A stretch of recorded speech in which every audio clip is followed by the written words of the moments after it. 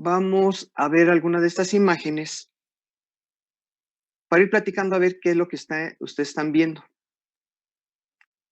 Ahorita todavía de qué estamos hablando de nada, realmente estamos nada más haciendo como la introducción a la clase, todavía no platicamos nada, vamos a ver el tema de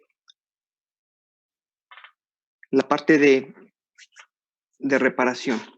Entonces, por lo pronto es lo que estamos viendo. Ayer, acuérdense que ya finalizamos todo lo que sería inflamación aguda, decíamos que se caracteriza por cambios vasculares y principalmente causales de tipo bacteriano, quien va a estar ahí involucrado en leucocitos de tipo polimorfo nuclear. Si fuera de tipo viral, sería igual cambios vasculares, más aparte estaríamos viendo la parte de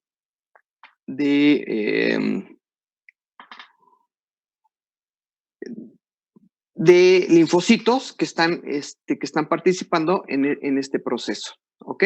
Entonces, lo que vamos a estar observando durante estas imágenes que vamos a estar viendo en este momento. Entonces, bueno, Derek acaba de llegar y Braulio también. Bueno, entonces, en estas imágenes, espero ya no la pueden ver, dejen que se ponga. ¿Ya pueden ver la imagen que tengo? No. Todavía no. No. No, Doc. Ok. ¿Algo pasó? No. No, pues en teoría ya la compartí. Ahí está. Perfecto. Ya les debe de aparecer. Nada más que está un poco lento este asunto. Ok. Entonces vamos a ver una serie de imágenes para tratar de ir reforzando lo que estamos viendo o lo que estamos observando. No, todavía no les aparece. No sé qué está pasando. Sí, ya, ok. Ya se ve. Ahí está. Perfecto. Ok. Entonces, esto fue lo último que vimos ayer de las células gigantes, todo esto, ¿no? Y bueno, aquí bajé una serie de imágenes para tratar de ver, de resumir lo que hemos visto ya de inflamación tanto aguda como crónica como tipos especiales. Y si nosotros alcanzamos a observar aquí, pues se observa bien lo que habíamos dicho. Cuando hay cambios vasculares, nosotros ya con esto decimos que se trata de un proceso inflamatorio agudo. Sin embargo, si ustedes ven esta tráquea, los exudados que están participando son totalmente diferentes. En este caso, por ejemplo, vemos muchos cambios vasculares, sin embargo, no vemos la presencia de exudados. Normalmente la presencia de exudados, no es que en virales no haya, pero sí van a ser siempre mayor cuando hay la presencia de bacterias en el proceso. Por eso, cuando generalmente hay virus, observamos muchos cambios vasculares y muy poquitas lesiones, mientras que cuando hay una complicación con bacterias, ya sea como secundarias o como primarias, nosotros estamos observando una mayor presencia de exudados. En este caso, tendríamos cambios vasculares, como los que se ven aquí en esta parte, y gran cantidad de fibrina. Entonces, aquí tendríamos un exudado de tipo fibrinoso de manera abundante. Si nosotros observamos las tráqueas que tenemos acá, esta tráquea, ya los cambios vasculares nos indican que es un proceso de tipo agudo, pero si observamos esta otra, aunque todavía hay cambios vasculares, podemos decir que esta es más crónica que la que está aquí. Sin embargo, al aún estar presentes los cambios vasculares, nosotros decimos que esto sigue siendo un proceso de tipo agudo con la presencia de grandes cantidades de fibrina. Entonces, vean, los cambios vasculares siempre nos van a decir si es agudo o si es crónico. ¿Ok? En este caso, tenemos, por ejemplo, la imagen de este pulmón. ¿Qué me pueden decir? Primeramente, curso, ¿agudo o crónico? Crónico. Crónico, ¿por qué? Porque al menos en la parte circulada no se alcanza a ver No se alcanza a ver cambio vascular. No se alcanza a ver cambio vascular. ¿Esto qué es?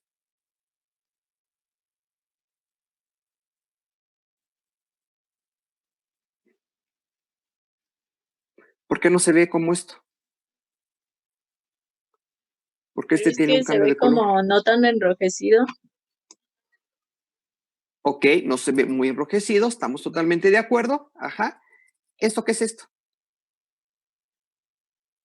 Es pus, ¿no? ¿Podría ser exudado purulento? Sí, podría ser. Con este tamaño de imagen. Ajá. Se ve como Déjame ver si la... fibrina. Espérame, déjenlo algo más grande.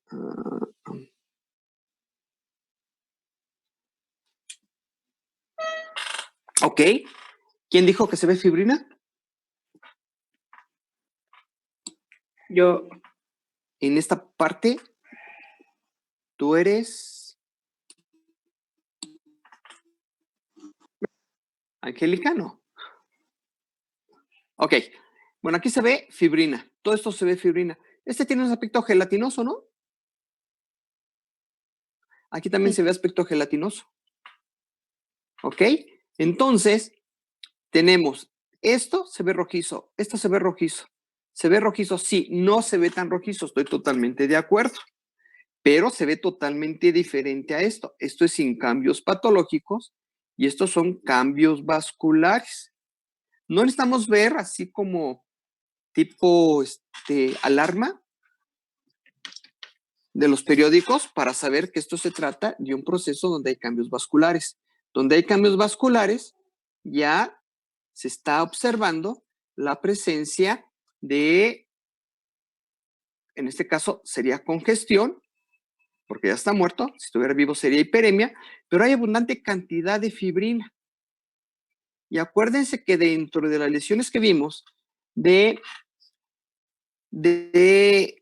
los diferentes tipos de exudados, teníamos exudados purulentos, exudados fibrinosos, y decíamos que sobre todo en los exudados fibrinosos indicaba normalmente un daño que era muy severo por un agente muy patógeno. Entonces, otra vez ya se encimaron las imágenes. Ahí está. Es que creo que está lento mi internet. Entonces, en este cambio de esta imagen, tenemos cambios vasculares que nos están diciendo que es un proceso agudo. La presencia de esto, que es fibrina, ¿no? Y esto, aunque tiene un aspecto gelatinoso, si esto fuera crónico, esto acuérdense que estaría organizado y tendría mayor cantidad de adherencias. Acá no, aquí se ve que la fibrina tiene un aspecto gelatinoso, entonces nos está indicando que es un proceso de tipo agudo. Si yo observo esta otra, ¿no? Que corresponde a lo mismo, nada más que son cortes, yo puedo observar, por ejemplo, esta parte sería sin cambios patológicos aparentes, pero esta parte y toda esta parte ya nos está indicando que hay cambios vasculares que nos están indicando que aquí son mucho más severos que los que estamos viendo acá, ¿no? Y aquí sí podemos hablar incluso de hemorragias. Pero ya la presencia de cambios vasculares, hiperemia, congestión, hemorragia, ya nos indica un proceso de tipo agudo. Y entonces ustedes se ven, tiene un aspecto de tipo marmoleado. ¿Por qué se ve marmoleado? ¿Por qué se ve aquí sin cambios patológicos, aquí sí con lesión, aquí sin cambios, aquí otra vez con lesión? Porque el agente causal llegó por vía respiratoria y a través de los bronquios y de los bronquiolos. No todos los bronquiolos están afectados. Aquí lo que se ve es que este bronquiolo está afectado y por lo tanto afectó también el parénquima, por eso se le llama bronconeumonía. ¿Ok? Si nosotros lo viéramos a nivel histológico, en esta bronconeumonía tenemos necrosis licuefactiva, coagulativa. En esta parte, si nos acercáramos más, yo creo que se hubiera perdido la arquitectura y el detalle celular. Entonces puede estar entre necrosis coagulativa y necrosis licuefactiva. Si yo veo esta imagen, vean, este lobulillo está afectado, este está más o menos afectado, este no está muy afectado, pero si yo veo los septos que están dividiendo los lobulillos pulmonares, yo los veo muy engrosados. Cuando se ven muy engrosados, quiere decir que hay los depósitos de fibrina. Ya cambios vasculares más septos engrosados, esto me indica que se trata de un proceso de tipo agudo. ¿Ok? Bueno. ¿En esta qué me dicen? ¿Agudo o crónica?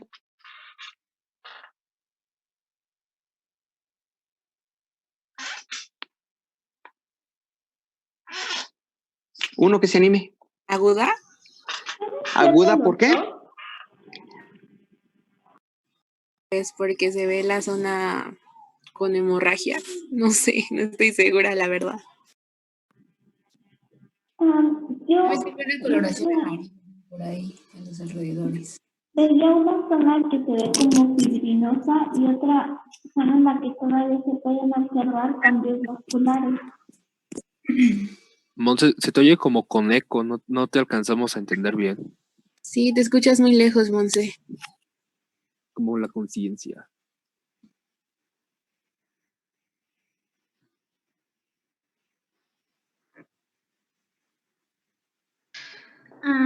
No sé si ya se escucha mejor, pero pareciera que es como de las dos, porque en la zona superior pareciera que es como fibrina y hacia una parte todavía se observan algunos cambios vasculares. Entonces, podría ser como mixta la que habíamos visto ayer.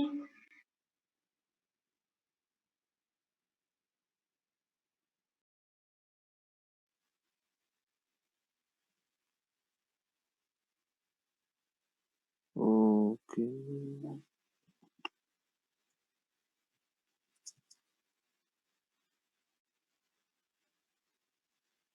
¿Por qué está tan callado? Profe, si está hablando no se le oye nada. Desde hace como una diapositiva que no lo escuchamos, profe. Sí. De lo de Monse que se...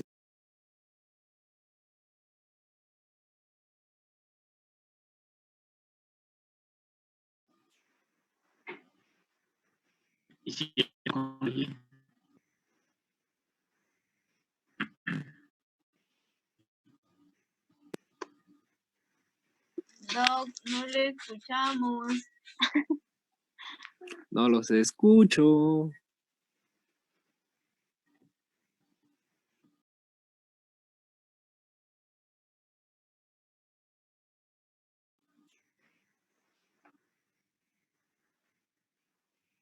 Tal vez él tampoco nos oye.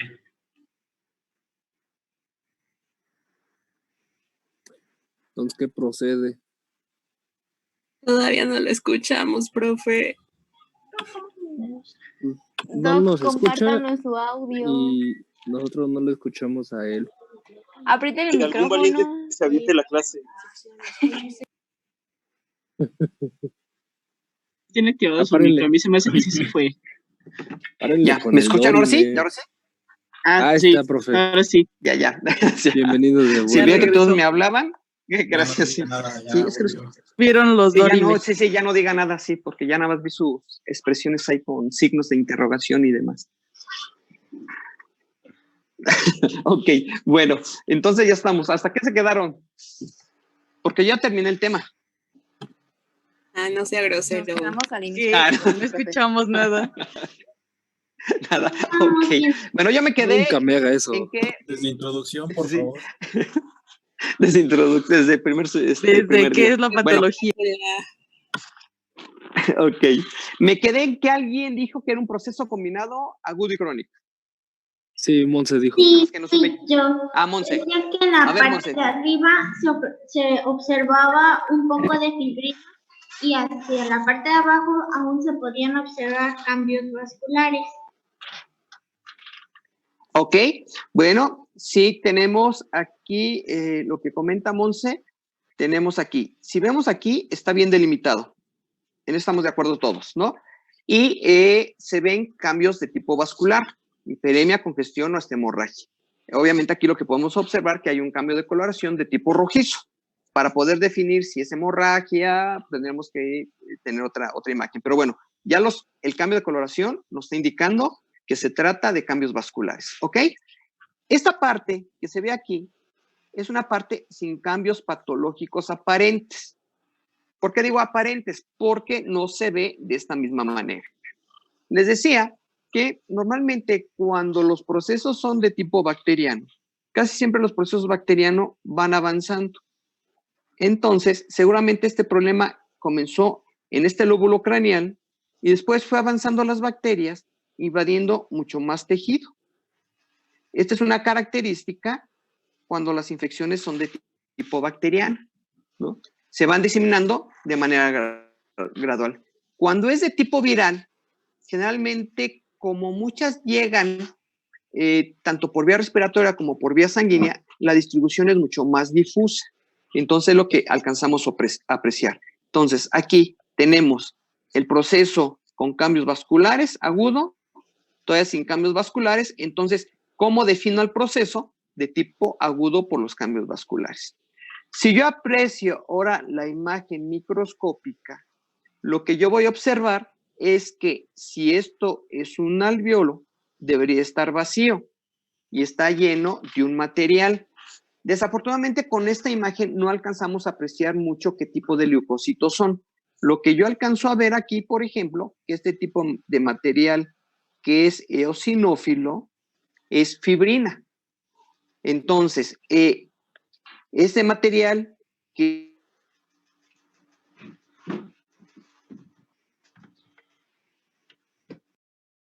es fibrina, llámese, y toda la presencia de los demás leucocitos con esta imagen, pues bueno, yo voy a pensar que se trata de neutrófilos y entonces ya puedo clasificar como una bronconeumonía y la puedo poner fibrinopurulenta. Aquí le pusieron fibrinosa porque están muchos con el aspecto macroscópico de lo que ya había mencionado esta Monse. ¿Ok? Aquí tenemos dos imágenes. Dejen que aparezca en su computadora.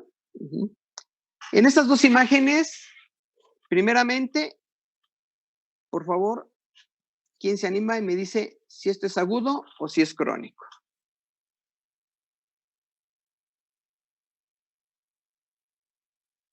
Nada más uno, no se amontonen. ¿Es agudo? ¿Agudo por? Parece agudo. Pues porque se ve todavía como muy rojizo, ¿no? Que son como los cambios. No sé, yo lo veo muy rojizo todavía. Lo ves muy rojizo. Braulio, ¿qué mencionabas? Igual pienso que debe de ser agudo por los cambios vasculares. Por los cambios vasculares, ajá. Aunque sí Pero se ve muy diferente al otro, ¿no? Que el otro pues sí se ve como un rojo más intenso y este se ve como palidito, rosita, no sé. Como chicle. Pero también debe ser. como a la periferia se ve como muy rojo, como delimitando los lóbulos. Entonces, pues eso sí es un cambio vascular más notorio. Pues sí, y es un cambio vascular y ¿Adherencias? generalizado. ¿Adherencias en esta parte?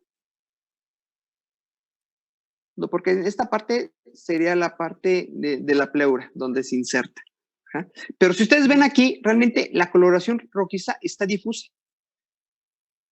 No tiene el color rosa claro que debe tener un pulmón sin cambios patológicos. Y aquí decía, creo, Oliverio, ¿no? Que parecía como chicle, ¿no? Chicle de estos de frambuesa, ¿no? En el cual está todo rojizo. Sí, quiere decir que entonces todo el pulmón, tanto el derecho como el izquierdo, están afectados y vean cómo se ve diferente al que vimos anteriormente. Mucha de esta imagen, ¿no? Nos hace pensar a nosotros como médicos veterinarios, ¿no? Que el agente causal es de tipo viral. Vean la distribución, no se ve como ajá, en el cual, ¿no? Se ve muy bien delimitado, se ve dónde está el tejido sano y dónde está el tejido lesionado. Esto es muy característico de los procesos de tipo bacteriano. Sin embargo, cuando yo estoy viendo un proceso en el cual hay agentes virales involucrados, normalmente la lesión no está tan bien delimitada, a menos que se contamine con agentes bacterianos de tipo secundario. ¿Ok? Entonces, este es un proceso agudo por los cambios vasculares y hasta ahí podemos definir el proceso. Entonces, si quisiéramos ponerle nombre, sería una neumonía, ¿no? En este caso, sería aguda, difusa, severa. ¿Qué me dicen de este otro?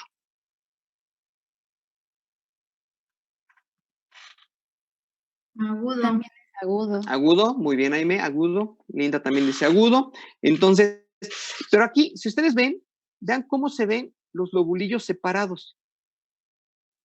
¿Eso es por la fibrina que lo separó? Pero si fuera fibrina, se vería de color blanquecino, blanco amarillento. Si ustedes lo observan aquí, realmente no se ve ninguna coloración, nada más se ve separado. Ajá. También es una neumonía, pero es muy aguda, en donde están predominando ahorita los cambios de tipo vascular y la formación del edema.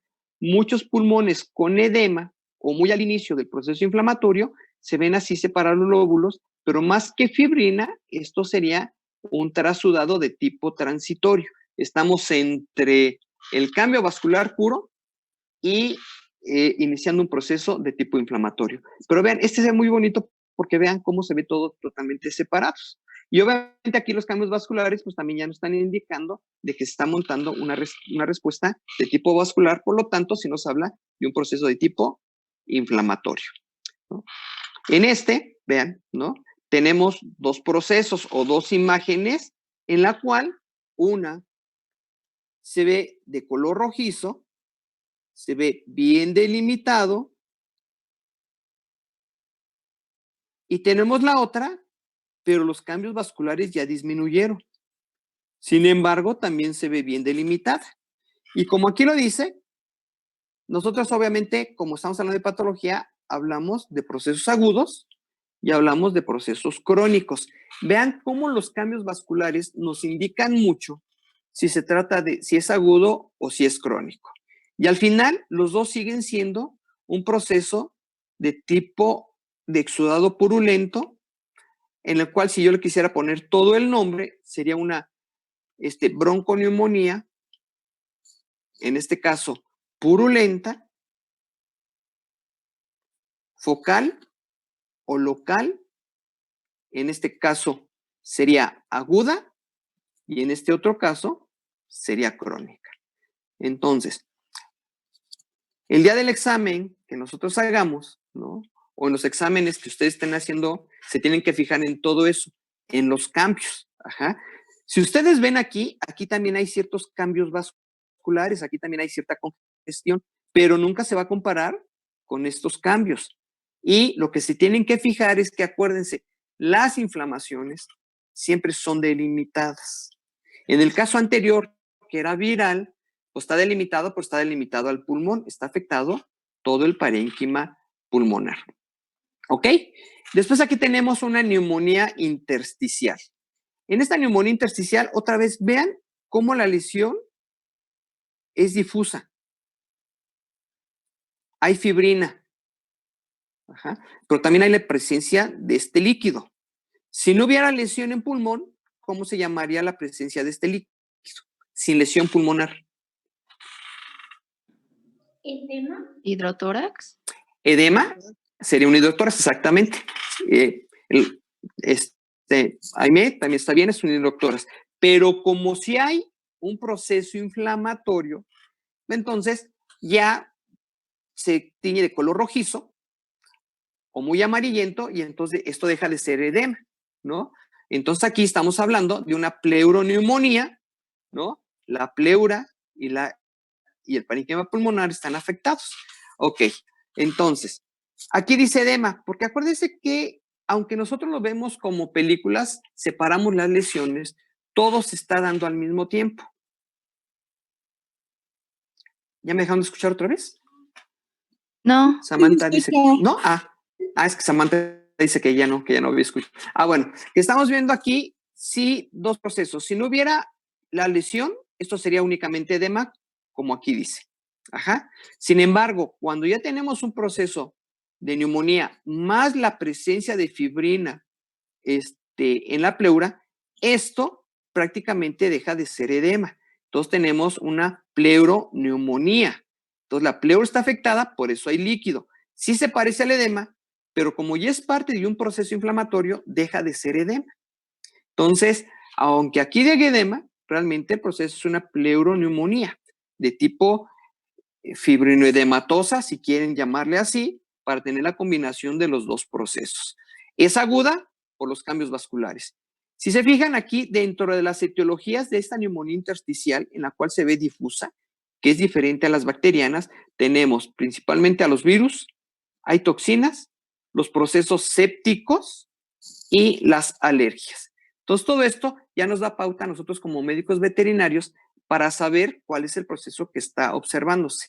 Obviamente, esto cuando es un rebaño, cuando es una parvada, cuando tenemos muchos animales, se muere alguno y podemos hacer la necropsia, y vemos esto, ya nos ayuda para montar el tratamiento con las demás especies.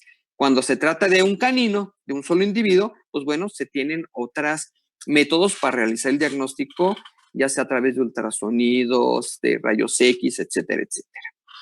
Y aquí tenemos esto de la sí. Una pregunta. Entonces, por ejemplo, todo lo que nos había dado de que era formas de inflamación, que era exudativa, purulenta, proliferativa, esas no solo se limitan a aguda, también podrían estar en crónica. Exacto, sí. Normalmente cuando yo hablo de un proceso exudativo, pienso que es un proceso agudo. Cuando yo ya hablo de un proceso proliferativo, pienso que es un proceso crónico, ¿ok? Así de entrada. Pero un proceso exudativo, con el tiempo, se puede volver crónico, ¿ok? Entonces, a lo mejor yo tengo una neumonía purulenta que es aguda. Y 5 días después, esa neumonía purulenta se puede convertir crónica. ¿Cómo voy a saberlo? Bueno, lo voy a saber primeramente porque cuando se hace crónica, se perdió los cambios vasculares. ¿De qué otra forma lo voy a saber? Cuando el proceso purulento se hace crónico, generalmente se encapsula o hay crecimiento de tejido conectivo. Entonces, estos elementos de cambios vasculares y la presencia de tejido conectivo me pueden indicar si es agudo o si es crónico, ¿ok? Normalmente los procesos proliferativos, ¿no? Casi siempre son crónicos, porque ya estos van a empezar después de que terminó el proceso agudo. Entonces, cuando yo en el examen les pregunte, bueno, se trató de un proceso de tipo proliferativo, casi que en automático ustedes tienen que pensar que ya es un proceso de tipo crónico. Ajá. Pero si yo les digo que se observó una bronconeumonía de tipo fibrinosa, en la cual ya no hay cambios vasculares y se observan gran cantidad de adherencias por crecimiento de tejido conectivo, entonces ustedes, aunque lean que es un exudado de tipo fibrinoso, como yo ya les dije que no hay cambios vasculares y que las adherencias son fuertes y por crecimiento de tejido conectivo, ustedes ya piensan en un proceso de tipo crónico. ¿Ya queda más o menos así, Aime, y los demás? Sí. Sí, okay. Gracias. Perfecto, ok. Entonces, ustedes tienen una tarea que se llama neumonía tromboembólica, ¿no? Que ya la están haciendo y seguramente ya la hicieron, porque quizás algún día ya se me ocurra pedírselas para a las 4 de la tarde, algo así, ¿ok? Entonces, en este proceso de neumonía tromboembólica, decíamos mucho que era en problemas de acidosis ruminal, ¿no? En este proceso de acidosis ruminal, las bacterias pasan a sangre y muchas de esas bacterias, como pasan a sangre, llegan a hígado. En ese hígado se desarrolla la presencia o pueden desarrollarse múltiples abscesos en los cuales pueden reventar y dar origen a un émbolo séptico. Como estos van a viajar por la vena cava, van a llegar a aurícula derecha, ventrículo derecho, quizás pueda alojarse en la válvula y nos va a provocar una endocarditis valvular o la formación de un trombo vegetativo en la válvula tricúspide, o bien puede continuar o desprenderse un pedacito de y volver a viajar en forma de émbolo, y donde va a disminuir otra vez el calibre de los vasos sanguíneos va a ser en pulmón. Como está siguiendo la vía sanguínea, estos émbolos o múltiples émbolos de tipo séptico pueden ir a parar a diferentes partes del parénquima pulmonar. Por eso, muchas de las lesiones en la neumonía tromboembólica es el desarrollo de múltiples focos de absceso en diferentes partes del parénquima pulmonar. Acuérdense que cuando decíamos que cuando llegaba por vía aérea, los lóbulos que se ven afectados eran los anteriores, pero cuando llegaba por vía sanguínea, vean toda la distribución de los capilares y de los vasos sanguíneos, por lo tanto, se puede afectar cualquier parte. Casi siempre, ¿no? El mayor parte del pulmón afectado sería la parte dorsal, pero por la distribución de los vasos sanguíneos puede ser cualquier parte, ¿ok? Bueno, entonces en este caso hay imágenes de diferentes especies que pueden sufrir neumonía tromboembólica. Digo, hablamos de neumonía tromboembólica en bovinos, productores de leche, por el tipo de manejo que se les da, pero esto puede suceder en cualquier especie, siempre y cuando tenga esta condición de desarrollar émbolos de tipo séptico. Si yo veo, por ejemplo, la de este bovino, vean la distribución que tiene. Aquí se ven estos puntitos de color blanquecino, son abscesos. Esta es la parte más afectada. Vean cómo está en la parte posterior. En la parte craneal también está afectada, aunque todavía no se nota una depresión del parénquima como se está observando aquí. Sin embargo, si hay una distribución de tipo multifocal.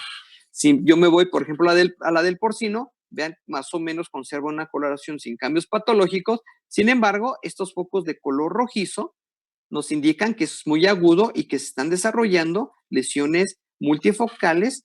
Seguramente la lesión sería necrosis liquefactiva o la formación de abscesos, o bien yo le podría dar el nombre de una neumonía absedativa o una neumonía purulenta, multifocal, aguda y severa.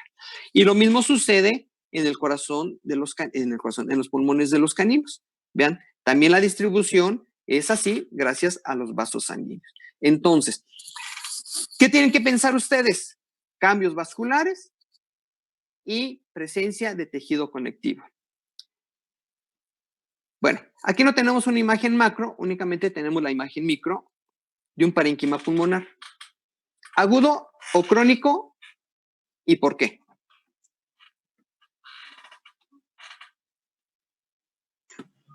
Es crónico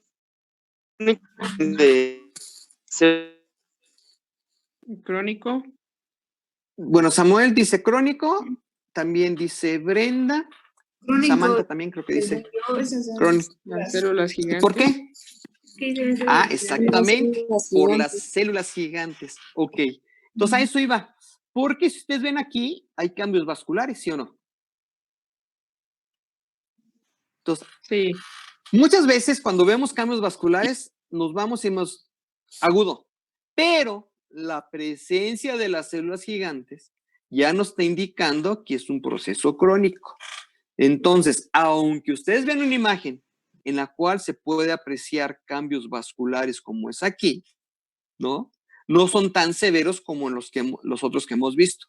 Pero ya si ustedes observan células gigantes, ¿no? O si ustedes observaran esto sin células gigantes, pero con muchos linfocitos, ¿no? Esto ya nos indica un proceso de tipo crónico. ¿Ven cómo la patología es bien fácil? Es como la vida. Ok. ¿Dudas hasta aquí? No, profe. Yo espero que no. Ok, bueno. Ya algunos hicieron el examen. Para ver qué tal les va en lo que van a seguir resolviendo. Ajá. Entonces, vamos a entrar al siguiente tema para terminar esta parte de inflamación y reparación. Siempre que hay un proceso inflamatorio, tendrá que haber la reparación del tejido.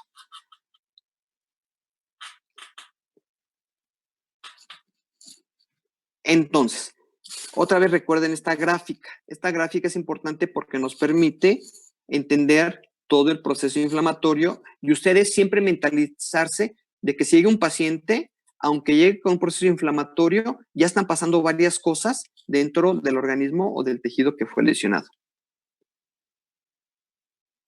¿Ok? Entonces, aquí pone más o menos por tiempos, ¿no? Tenemos la parte de la inflamación aguda. Vean cómo todavía no termina la inflamación aguda, ¿no? O el proceso de inflamación. Después viene ya el proceso de inflamación crónica y viene el proceso de reparación. Y después viene otro proceso de contracción de la herida. Si ustedes recuerdan, más o menos el tiempo que tarda en cicatrizar una lesión es más o menos de 7 días después de una cirugía, ¿no? Si todo sale bien, ¿no? Aunque la vida no es fácil, dice Paola, ¿no? Si todo sale bien y no se nos contaminó, quiere decir que más o menos en 7 días nosotros podemos quitar los puntos y más o menos ya tener una resistencia del tejido en el cual sufrió la cirugía. Lo mismo esperamos nosotros que si tenemos una lesión y limpiamos muy bien la herida, hacemos los métodos sépticos que nos enseñan o nos van a enseñar en la escuela, y si todo sale bien, en 7 días, ese tejido prácticamente debería estar sano, entre comillas. Obviamente el proceso de reparación continúa, ¿ok? Pero si nosotros no hacemos bien las cosas, no quitamos las bacterias, entonces lo que va a pasar es que esta curva de inflamación se va a prolongar todavía mucho más. Y entonces, Doctor, ¿por qué se va a prolongar? Sí. ahí entra Sí, Alejandra. lo de que cierran por segunda intención las heridas y así. Exacto. Aquí vamos a hablar precisamente de la cicatrización de primera y segunda intención. En esta cicatrización de primera y segunda intención, precisamente tiene que ver mucho con, ahorita vamos a ver, son varios factores que van a afectar esta cicatrización o esta reparación. De manera general, nosotros vamos a hablar de reparación, porque la reparación, ¿no?, tiene que ver con un proceso de regeneración, es decir, que células del mismo tipo y del mismo origen embrionario sustituyan a las células que fueron lesionadas. O bien puede ser que sustituyan el tejido conectivo a las células que fueron lesionadas, pero esto ya implica que son de otro origen embrionario. Entonces, por eso tenemos que pensar en que el proceso de reparación puede ser a través de la regeneración o a través de la cicatrización. Y para eso nos sirve otra vez recordar lo de las células lábiles, las células estables y las células permanentes. Porque con esto, conocimiento que yo ya tengo y que ustedes ya tienen, pues ya es fácil saber en qué tejido sería mucho más fácil que se dé la regeneración. Es decir, en aquellos tejidos que tienen células lábiles. Pero va a ser muy difícil que se dé una regeneración en aquellos tejidos que tienen células permanentes. Entonces, si yo me lesiono una neurona, no voy a esperar que otra neurona se multiplique y vuelva a sustituir a la neurona que se me afectó. Entonces, seguramente en ese sistema nervioso central no va a haber regeneración, va a haber un proceso de reparación. ¿Ok? Entonces, esto. Aquellos órganos o tejidos que tienen células estables pueden dirigirse hacia la regeneración o hacia la cicatrización. O pueden tener una combinación de las dos. Por ejemplo, en el hígado, que tiene células estables, en las personas que tienen cirrosis hepática, el hígado está luchando, tratando de realizar los dos procesos, regeneración por un lado y cicatrización por el otro. Pero el problema que aquí es que se da una regeneración y una cicatrización en forma desordenada y entonces esto termina a ser un caos porque quedan islas de patocitos que proliferaron envueltos por tejido conectivo donde ya no les llega otra vez irrigación y seguramente se van a volver a morir. ¿Ok? Y entonces, la finalidad del proceso de regeneración o de reparación del proceso es, bueno, primeramente, eliminar al agente que provocó la lesión, pero también en este caso, eliminar al exudado que se formó. Y otra vez, regresando con las enfermeras, ¿no?, que además en estos tiempos son muy famosas. Todas las enfermeras, cuando llegamos con un raspón, ellas van a tallar. Y aunque nos duela, lo que están haciendo es quitar el exudado, porque entre más quiten el exudado, más rápidamente va a repararse la zona lesionada. Si nosotros no dejamos que quiten el exudado, puede ser o que se contamine más y esto se agrave, o bien que tarde mucho más días en repararse. Por eso tenemos que quitar el tejido lesionado que está muerto, pero también el exudado que se formó. Entonces, esto va a ayudar a una más rápida reparación del tejido. Y en el proceso de la otra finalidad, que es la reparación, decíamos, hay dos. Uno que será la regeneración y la otra es que se dé la cicatrización. Ok. Una clave para que tengamos regeneración o cicatrización es que se juega un papel importante las membranas basales.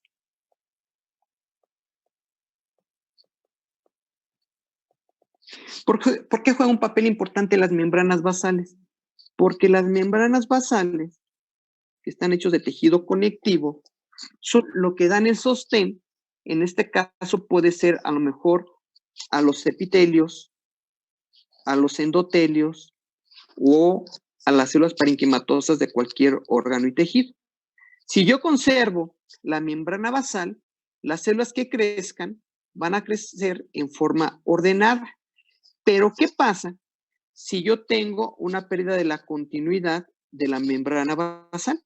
En esta pérdida de la continuidad de la membrana basal, las células van a empezar a crecer, pero al no contar la membrana basal, van a empezar a crecer en forma desordenada. Y entonces aquí es lo que preguntaba hace ratito, ¿quién era? ¿Alejandra o Aimé? No recuerdo. Lo de la segunda intención. Exacto, era Alejandra, ¿no? Sí, Alejandra preguntaba si era de primera o segunda intención, exacto. Y entonces, todo está relacionado mucho con esto de la membrana basal. Si se conserva, casi siempre estoy hablando de un proceso de regeneración. Obviamente, no hay que perder de vista si el tejido tiene células lábiles o estables. Aunque yo conserve las membranas basales en un tejido que es permanente, seguramente no voy a tener regeneración, voy a tener otro proceso, ¿ok? Entonces, pero es un requisito que es muy importante para que se dé una buena regeneración. Por ejemplo, si alguien se hace una cirugía estética de nariz, ¿no? Que casi siempre dicen que se la operaron porque tenían problemas para respirar, pero ya llegan con la nariz más respingada, sí, bien bonita, ¿no? Y todo. Entonces, a esas personas que se les hace esa cirugía estética, si es un buen médico, no le va a quedar cicatrización. Y entonces es un proceso de regeneración, porque lo que hizo el médico es lesionar muy poquito tejido y al haber muy poquito tejido, había muy poca inflamación, muy poco exudado y fue fácilmente limpiado por el organismo y las células que lesionó se volvieron a regenerar por proliferación de las otras del mismo origen embrionario y por lo tanto con la misma función. Entonces, pero si es un mal médico, ¿no? Lo que va a pasar es que le va a quedar toda la nariz chueca y entonces se va a ver todas las cicatrices y entonces eso es un proceso de mala regeneración. ¿Ok? Entonces, ya hablamos entonces que la reparación puede ser a través de dos fenómenos. Puede ser a través de la regeneración o a través de la cicatrización. Y aquí tenemos una serie de lineamientos que nos van a decir cuándo se va a dar uno y cuándo se va a dar otro, ¿no? Cuando se habla de restauración, cuando el tejido adquiere sus características morfológicas y funcionales que tenía antes de ser lesionado. Cuando es completa, no se va a notar que hubo una lesión ahí. Pero cuando hay una lesión que fue muy severa y no se alcanza a regenerar todo el tejido, va a ser una restauración incompleta. Va a haber células que sí crezcan y que tengan la función y la morfología del tejido antes de ser lesionado, pero como otra parte está rellena por tejido conectivo, pues obviamente va a cambiar la morfología y por lo tanto la función. Entonces, es lo que se busca. Nosotros como médicos, siempre que hay una lesión, buscamos la regeneración, pero no siempre se va a poder. Otro requisito sería el tipo de células que van a participar en la regeneración y en la cicatrización. Como son células del mismo origen embrionario, con las mismas características, se habla que son células especializadas. Es decir, si se lesionó una mucosa y había exocrinocitos, si se vuelve a regenerar, van a crecer otra vez exocrinocitos y van a haber la secreción de moco. Pero si en esa no hay una sustitución por el mismo tipo de células, pues va a haber el crecimiento de tejido conectivo y por lo tanto hay una sustitución de un tejido por otro tejido más resistente, pero menos especializado. Aquí tenemos que tener cuidado porque tenemos una definición en metaplasia, que la metaplasia es la sustitución de un tejido adulto por otro tejido adulto más resistente, pero menos especializado. Entonces, puede ser que la reparación se dé por metaplasia. Sí puede ser, ¿no? Si es que son del mismo origen embrionario, aunque sea menos especializada. Pero si son de diferente origen embrionario, entonces no es metaplasia, ¿no? Sería una cicatrización como tal. Bueno, después aquí hay un término que dice tejido de granulación. Este tejido de granulación, ahorita lo vamos a ver, es muy importante. ¿Alguien se ha quitado alguna costra? ¿O alguien de sus amigos o de sus amigas que son luego bien tiernos les ha arrancado una costra? Sí. Dice Claudia que sí, Samantha también, ¿no? Oliverio dice también que sí, ¿ok? Entonces, si ustedes se han arrancado, voluntaria o involuntariamente a alguien se las ha arrancado, ¿no? Si ustedes ven, y cuando se quitan una costra, empieza a ver como puntitos blancos y puntitos rojos, ¿no? Esos puntitos blancos, esos puntitos rojos, no es más que tejido de granulación y lo que nos está diciendo que hay proliferación de vasos sanguíneos y de otros tejidos. Entonces, ahorita vamos a ver con detalle qué es el tejido de granulación. Entonces, en estas reparaciones de primera o segunda intención, ¿no? La formación del tejido de granulación es muy importante. Entre menos tejido de granulación se dé, ¿no? Más fácilmente se va a dar el proceso de regeneración o cicatrización de primera y segunda intención. Entre mayor cantidad de tejido de granulación se forme, pues estaríamos hablando más de los procesos de cicatrización. Entonces, por eso, aunque en la regeneración, si hay tejido de granulación, prácticamente decimos que está ausente porque se va a perder muy rápidamente. Mientras que en la cicatrización, por ley, hay tejido de granulación. Después, proceso de fibrosis. En la regeneración es muy poquita. Y en la cicatrización es abundante. Digo, nosotros sabemos que una cicatriz, pues no es más que la sustitución de un tejido por tejido conectivo. Ajá. A esto también de una vez, aprovechando, la cicatrización también se le conoce como fibroplasia.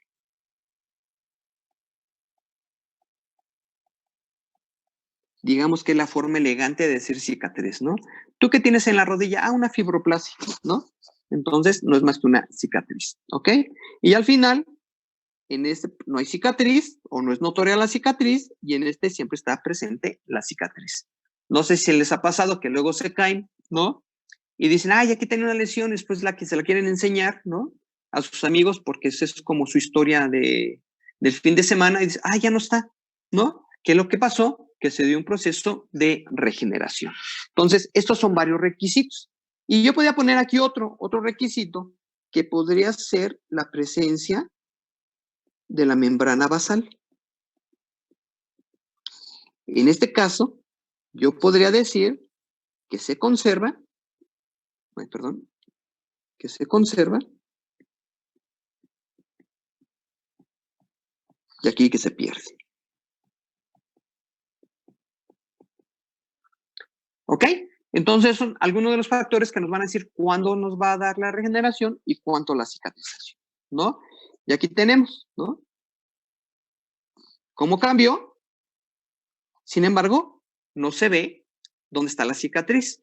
Muchas de las cirugías, obviamente, como lo hacen por dentro del paladar, lo que hacen es levantar, pues ahora sí que toda la máscara, hacen la cirugía o la corrección que tengan que hacer, y entonces por eso no se nota. Sin embargo, ¿no? Si yo veo esta, pues no es nada estético. Ajá. Y entonces tenemos cicatrizaciones que ahorita las vamos a ver. ¿Qué es lo que no buscamos? Que si yo hago una buena limpieza, ¿no? O un buen tratamiento, lo que voy a tratar de evitar es que se forme esto de manera exagerada. A veces no se puede por el tipo de piel. Hay gente que es bien delicada y se corta tantito y ya tiene una super cicatriz. Y hay gente que no, que se hace una super lesión y desaparece todo. Bueno, Profe, ¿cómo? una pregunta. Sí, dime.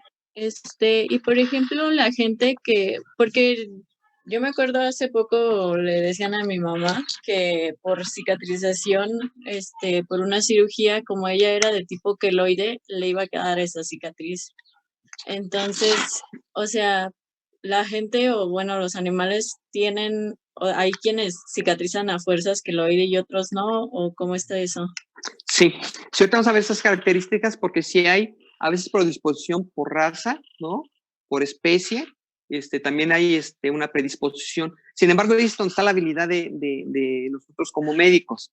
Normalmente en los humanos, casi siempre cuando le hacen una cirugía, sobre todo más cuando es estética, ¿no? Su historial clínico les preguntan si en su familia hay personas que tienen cicatrices queloides, si ella tiene cicatriz queloide, y precisamente los médicos y también nosotros, ¿no? Si quisiéramos que no quedara cicatriz o una mínima cicatriz con tejido conectivo, tendremos y sabemos que la persona o el animal está predispuesto a esto, es cuando se mojan, se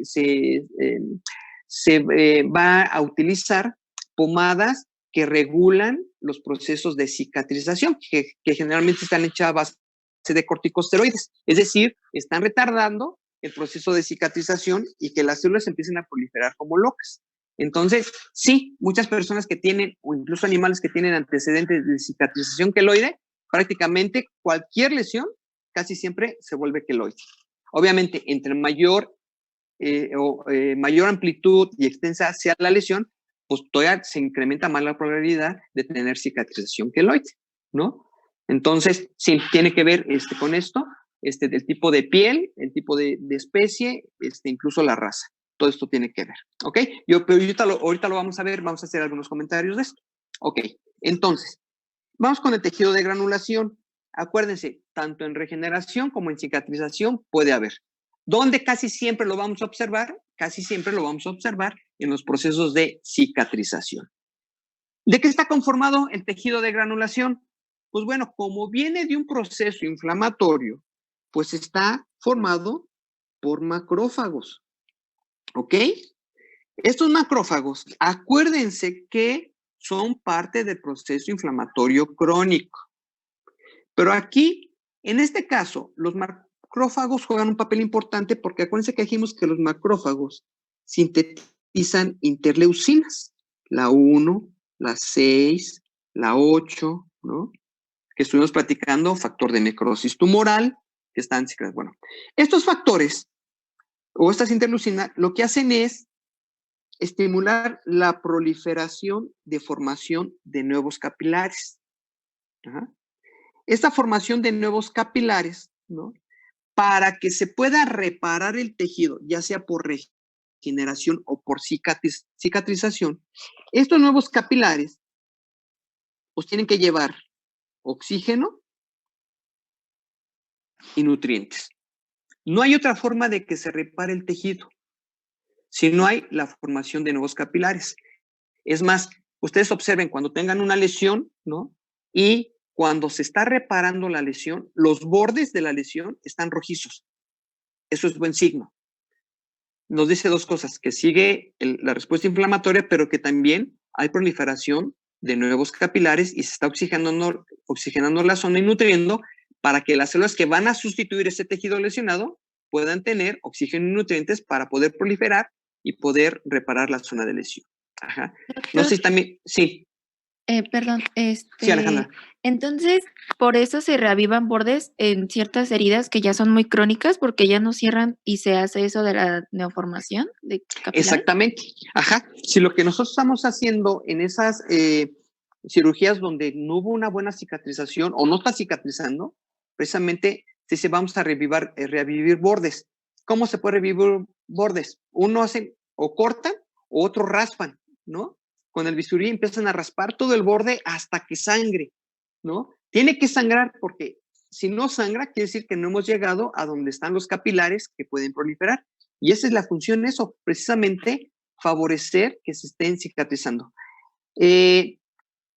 Bueno, aquí dice Sandra, bueno, si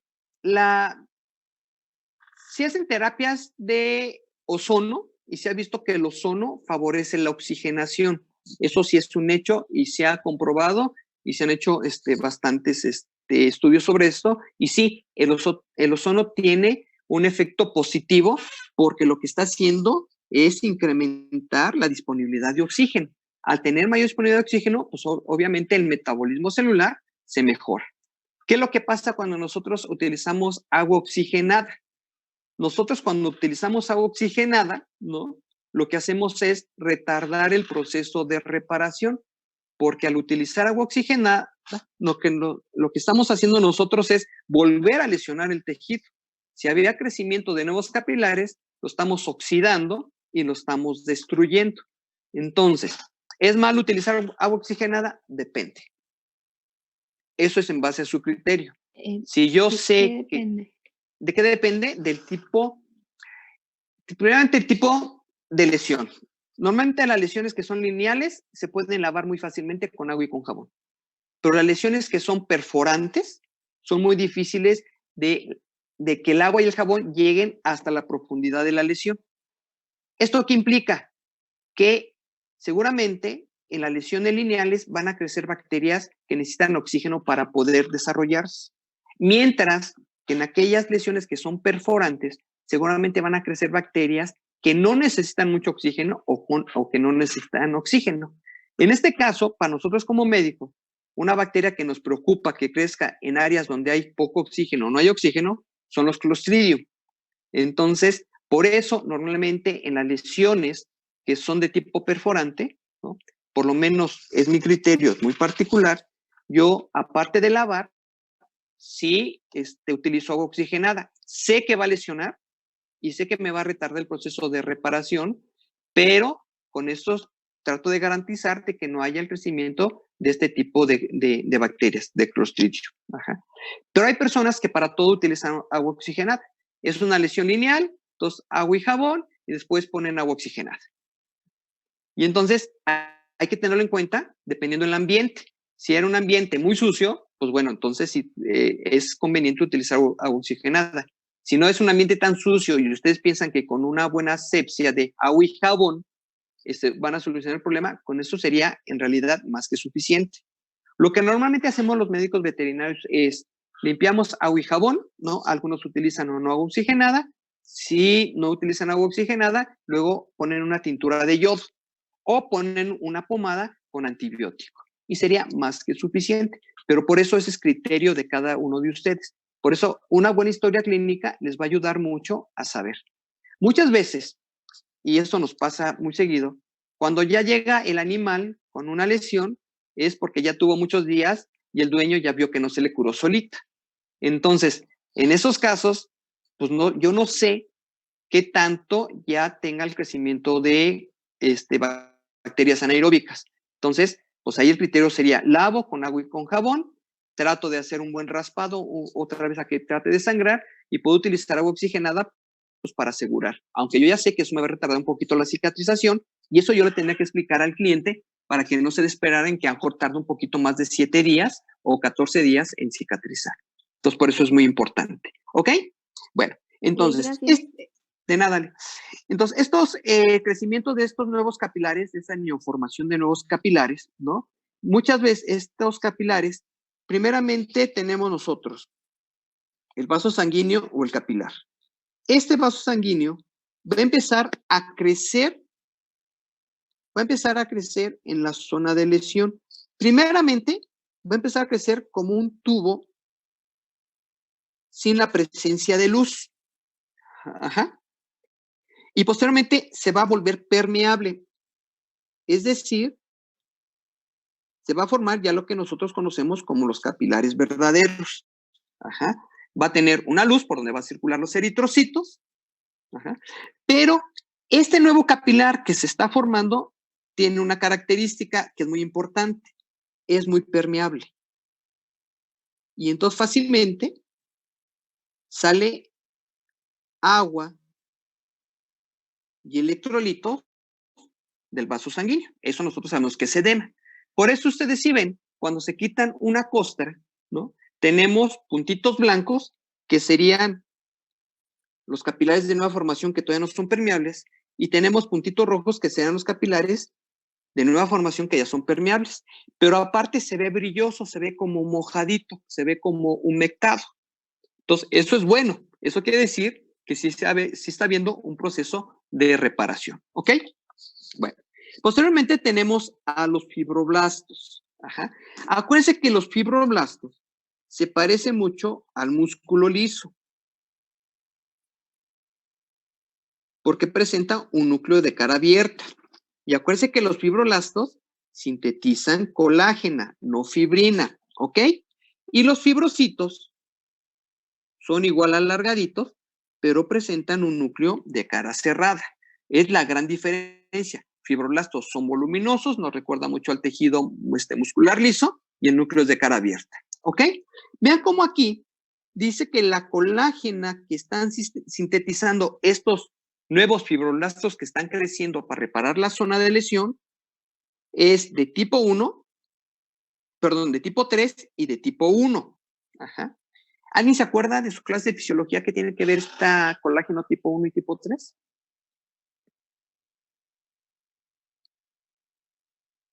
No, creo que de los componentes, no me acuerdo.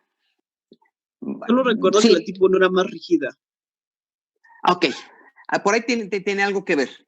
Normalmente la tipo 1 es la que tienen ustedes en su piel. Tienen pocas arrugas, ¿no? Supongo. Al tener pocas arrugas, quiere decir que esta tipo 1 es elástica. ¿No? Si hacen una mueca, rápidamente otra vez vuelve el tejido a su estado normal, sin arrugas. Ajá. También es más resistente.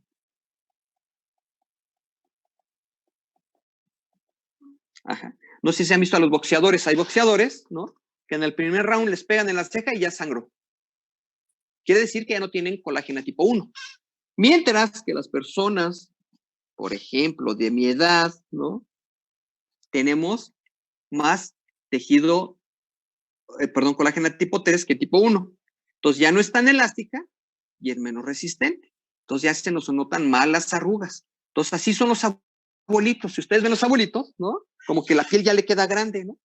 Y entonces no es que le quede grande, es que el tipo de colágena que están sintetizando sus fibroblastos ya sintetizan más, ¿no? Tipo 3 que tipo 1. En una persona o animal joven, la proporción sería 90% más o menos de tipo 1 y el restante de tipo 3. En una persona adulta, esto cambia. Se vuelve más o menos un 70 u 80% y el restante se vuelve colágeno tipo 1. Ajá. Entonces, por eso los abuelitos, ¿no? Cuando están sentados mucho tiempo, rápidamente se le puede formar una lesión o una llaga porque están mucho tiempo sentados. Y es precisamente porque el tipo de colágeno ya cambió. Ajá. Ahorita aquí vamos a ver otros elementos. Estos otros elementos que están formando el tejido de granulación son restos celulares, porque hubo necrosis, restos de la etiología y restos del exudado, ya sea en este exudado eritrocitos. Por eso no es difícil ver hemosiderina en la zona de lesión, es fibrina principalmente. ¿Ok? Entonces, todo esto está conformando el tejido de granulación. Entonces, tanto en regeneración como en cicatrización hay. Pero ¿dónde es más fácilmente observable? En los procesos de cicatrización o fibroplasia. ¿Ok? Bueno, entonces, todo proceso de reparación, ya sea regeneración o cicatrización, tiene estas etapas. La primera etapa es una etapa de tipo exudativo, en la cual, al ser exudativa, nos está diciendo que viene de un proceso inflamatorio agudo. Lo ideal sería que la regeneración fuera agudo y se reparara rápidamente. Nosotros ya sabemos que esto no es así. Sabemos que un proceso agudo se puede convertir en un proceso crónico y después se daría la reparación, ¿ok? Entonces, por eso esto se le llamó exudativa. Y también se le llama exudativa porque los capilares de neoformación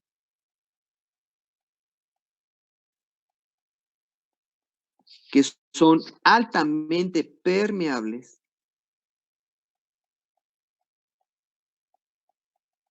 están favoreciendo la salida de nutrientes, de oxígeno y también de leucocitos, porque los leucocitos van a ayudar a reparar la zona lesionada. Y después viene la otra etapa, que es la etapa de regeneración, ¿no? Y después viene una tercera etapa, que aquí no la puse, que es la etapa de modelación, o bien en los libros generalmente dice de remodelación.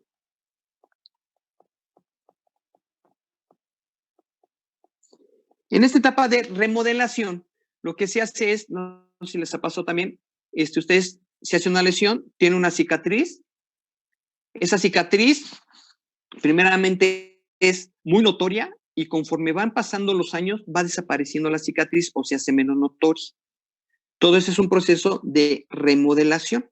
En ese proceso de remodelación, en la cual hay crecimiento de tejido conectivo, ¿no? Este tejido conectivo, ¿no? Puede ser que va desapareciendo, ya sea por fagocitosis, ¿no? O por un proceso de apoptosis. Y entonces la cicatrización van disminuyendo, incluso de intensidad o tamaño, y muchas de ellas llegan a desaparecer, por lo menos macroscópicamente. Ok. Si yo pudiera observar microscópicamente un tejido de granulación, estaría observando todos estos. Por ejemplo, aquí tenemos un espacio. Este es el núcleo de una célula endotelial en la cual no hay eritrocitos. Pero tenemos algunos otros, como por ejemplo este otro, en la cual ya hay eritrocitos. Entonces quiere decir que tenemos capilares de neoformación no permeables y capilares de neoformación ya permeables. ¿Ok? Si yo observo aquí también, veo este tipo de célula. Creo que no se alcanza a ver. Veo este tipo de célula. Este tipo de célula es un macrófago.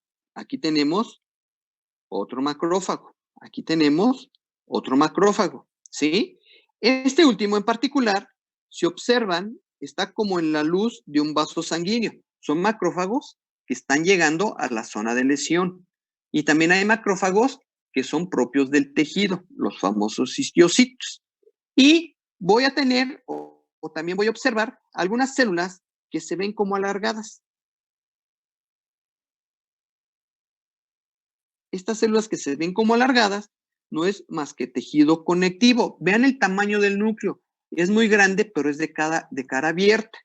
Y este material, que se ve así como basófilo, no es más que la presencia de colágeno. Entonces tenemos todos los elementos para decir que se trata de un tejido de granulación. ¿Ok? Bueno, si yo pudiera ver cómo se están formando los nuevos capilares, o el nombre correcto sería el término de angiogénesis o formación de neocapilares.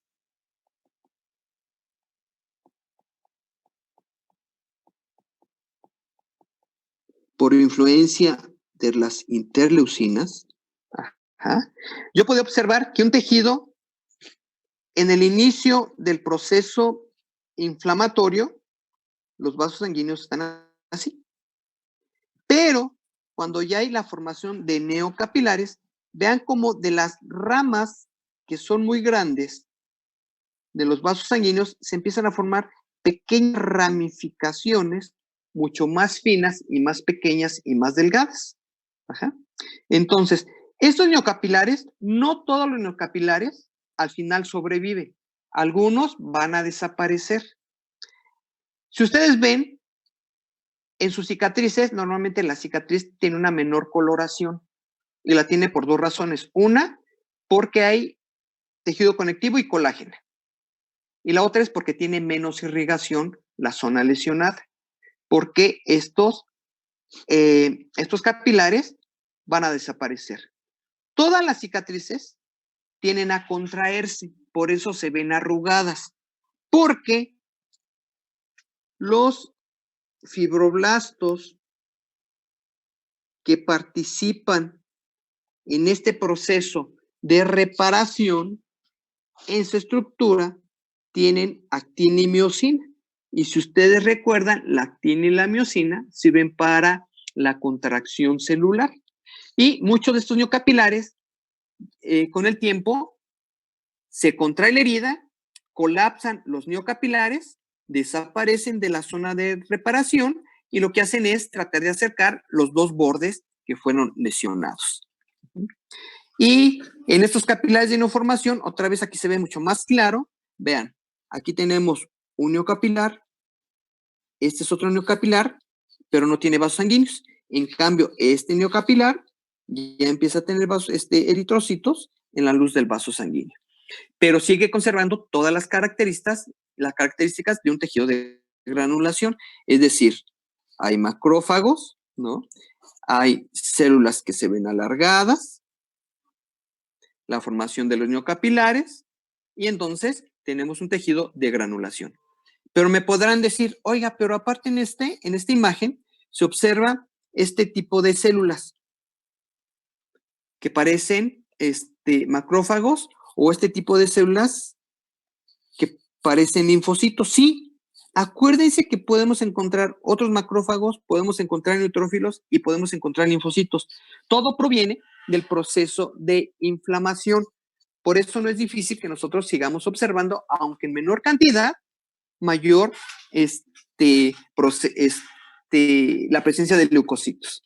Sandra dice que a veces las cicatrices tienen una coloración café o más oscura. Sí, hay algunas cicatrices que se vuelven más oscuras, pero estas cicatrices que se vuelven más oscuras es porque muchas veces dentro de la cicatriz quedó atrapado un melanocito.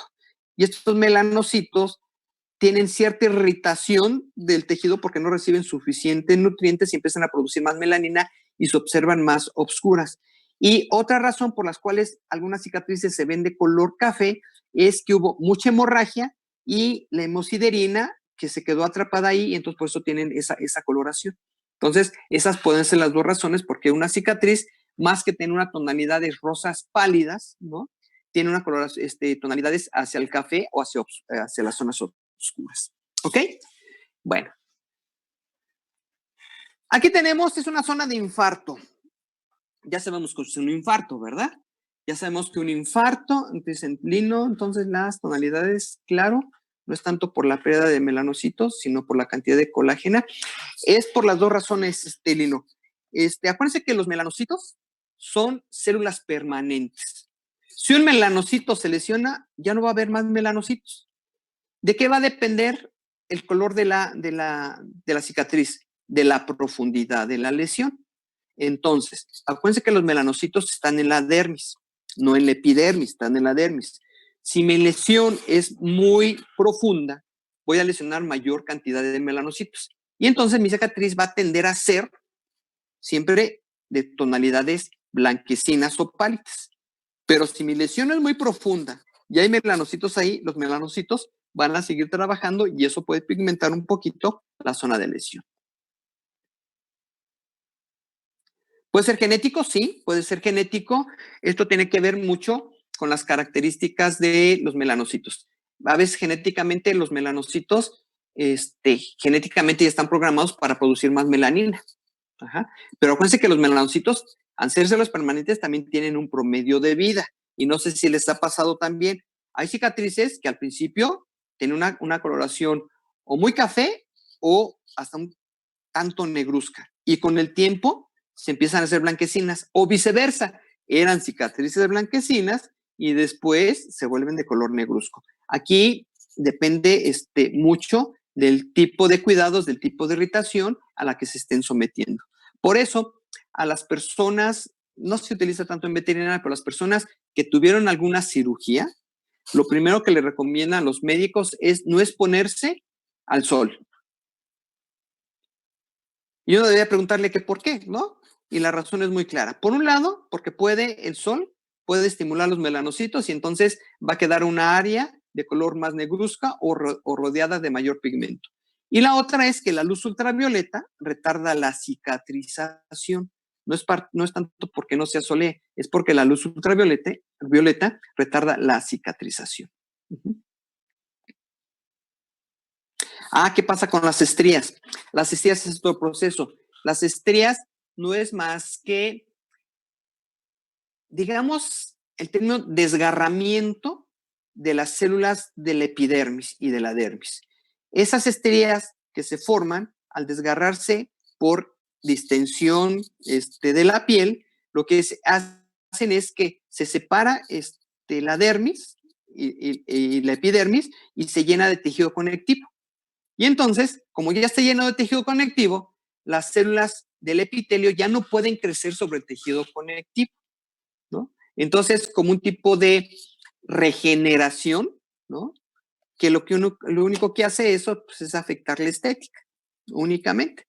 Pero eso sería la parte de las estrías, diferente a un proceso verdadero de cicatrización o de regeneración. Ajá. Entonces, Claudia acaba de llegar. Entonces, en este que vemos, el infarto, que ya sabemos que el infarto es una zona de necrosis isquémica aguda, ¿no? Que este es un infarto al miocardio. Aquí alcanzamos a observar, ¿no? Algunas células que, pues muy bien, no se ven, ¿no? Pero bueno, el corte no ayuda mucho, es un corte transversal. Y entonces tenemos aquí el tejido muscular sin cambios patológicos. Pero tenemos bien delimitado, porque eso debe ser un infarto, ¿no? Debe ser una zona delimitada de una lesión, ¿ok? Y entonces, en esta zona delimitada de la lesión, ¿no? Que si hay necrosis, hay respuesta inflamatoria. Acuérdense, siempre que hay necrosis, hay una respuesta inflamatoria por liberación de mediadores químicos. Pero en este caso, como ya es un proceso de regeneración, nosotros estamos viendo lo que ya mencionamos, la formación de nuevos capilares. Estos son muy notorios porque todos ya prácticamente están permeables, aunque hay algunos que todavía no están permeables. Ajá. No tenemos más detalle, pero alcanzamos a observar este material eosinófilo, que seguramente es colágena, y la presencia de acúmulo de células que seguramente van a ser entre macrófagos, fibroblastos, etc. Entonces, como este es un tejido permanente, seguramente no va a haber regeneración. Lo que va a haber es una cicatrización. Y si ya se murió un pedazo del tejido muscular cardíaco, la transmisión de los impulsos nerviosos ya no va a ser la adecuada. Entonces empieza a tener problemas de tipo cardíaco. ¿Ok? Aquí tenemos una imagen más cercana de los fibroblastos. Vean cómo estos fibroblastos se ven alargados. El núcleo es de cara abierta y lo que vemos aquí es abundante cantidad de un material eosinófilo que seguramente es colágena. ¿Ok? Bueno, aquí tenemos con una tinción especial en la cual están las flechas, están indicando que hay también fibras de elastina. Estas fibras de elastina ayudan a la contracción de las cicatrices. Y esta contracción de cicatrices lo que va a hacer eliminar, va a ser varios de estos nuevos capilares que al final ya no van a ser necesarios porque el tejido conectivo pues es mucho más resistente a la falta de oxígeno y de nutrientes o es menos exigente hacia estos nutrientes. ¿Ok?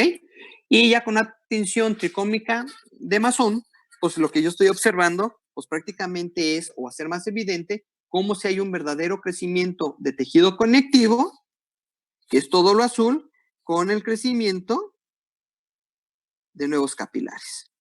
¿Ok? Entonces, no se olviden el tejido de granulación, cómo está conformado. Y entonces, tenemos, si hay una sustitución completa del tejido lesionado por tejido del mismo origen embrionario, con las mismas características morfológicas y la misma función, nosotros estamos hablando de regeneración.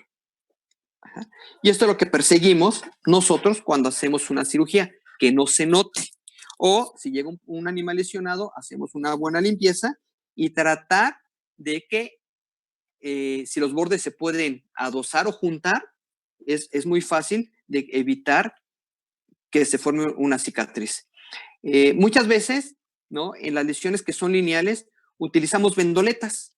Y estas vendoletas lo que hacen es pues, unir los dos bordes, y si están en un lugar donde no hay mucha elasticidad, el tejido queda totalmente unido y se forma muy poquito. No sé si han visto o conozcan, hay médicos, ¿no? Que en cicatrización de lineales utilizan cola loca. Y entonces pegan las dos partes, ¿no? En lo particular, es un método, es funcional, pero aquí el problema es que si la cola loca va a quedar entre el tejido, pues entonces no va a cicatrizar de forma adecuada, ¿ok? Entonces, pero bueno, es buena medida y funciona, ¿ok? Bueno, entonces, para la regeneración, ¿qué buscamos? Para que haya una regeneración en una cicatrización. La regeneración que buscamos, primeramente, eliminar a la gente, ¿no? Así que ahorita está de moda agua y jabón. Y créanme que es suficiente, ¿no? El agua y jabón para hacer una buena limpieza. Obviamente, para el agua y el jabón tiene que haber un buen tallado, ¿no? Entonces, tallar es importante. Por eso, aunque uno odie a las enfermeras, ellas van a tallar. Y entonces, aunque estén tallando, es buena forma de eliminar los restos del tejido, pero también al agente causal. Se tiene que favorecer una buena reabsorción del tejido. Cuando nosotros hablamos de reabsorción del tejido, hablamos de que llegan los macrófagos, lo fagociten y se vayan por vía linfática. Esto asegura que se removieron todos los restos celulares. ¿Qué pasó, Carla? Ah, no me va a preguntar nada. Ok. Después, conservación del trama reticular. Este trama reticular es la membrana basal. Súper importante. Ajá. Y lo otro que es importante en esto de la regeneración es que sean células lábiles o estables.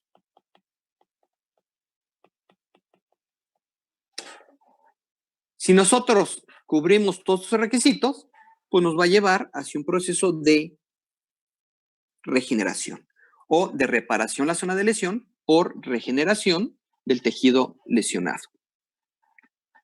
Y después viene lo que no queremos, ¿no? O lo que no nos gustaría tener. Algunos sí, ¿no? Les da como más caché, los vuelve más atrevidos, más sexy, ¿no? Entonces son las cicatrizaciones. Y tenemos en esta cicatrización, este tipo de cicatrización, ¿no? Es lo que no quisiéramos. Ahorita vamos a ver la clasificación, que son las queloides o las hipertróficas. Entonces, en estas cicatrizaciones, ¿no? Muchas veces no hay manera de poderlas hacer.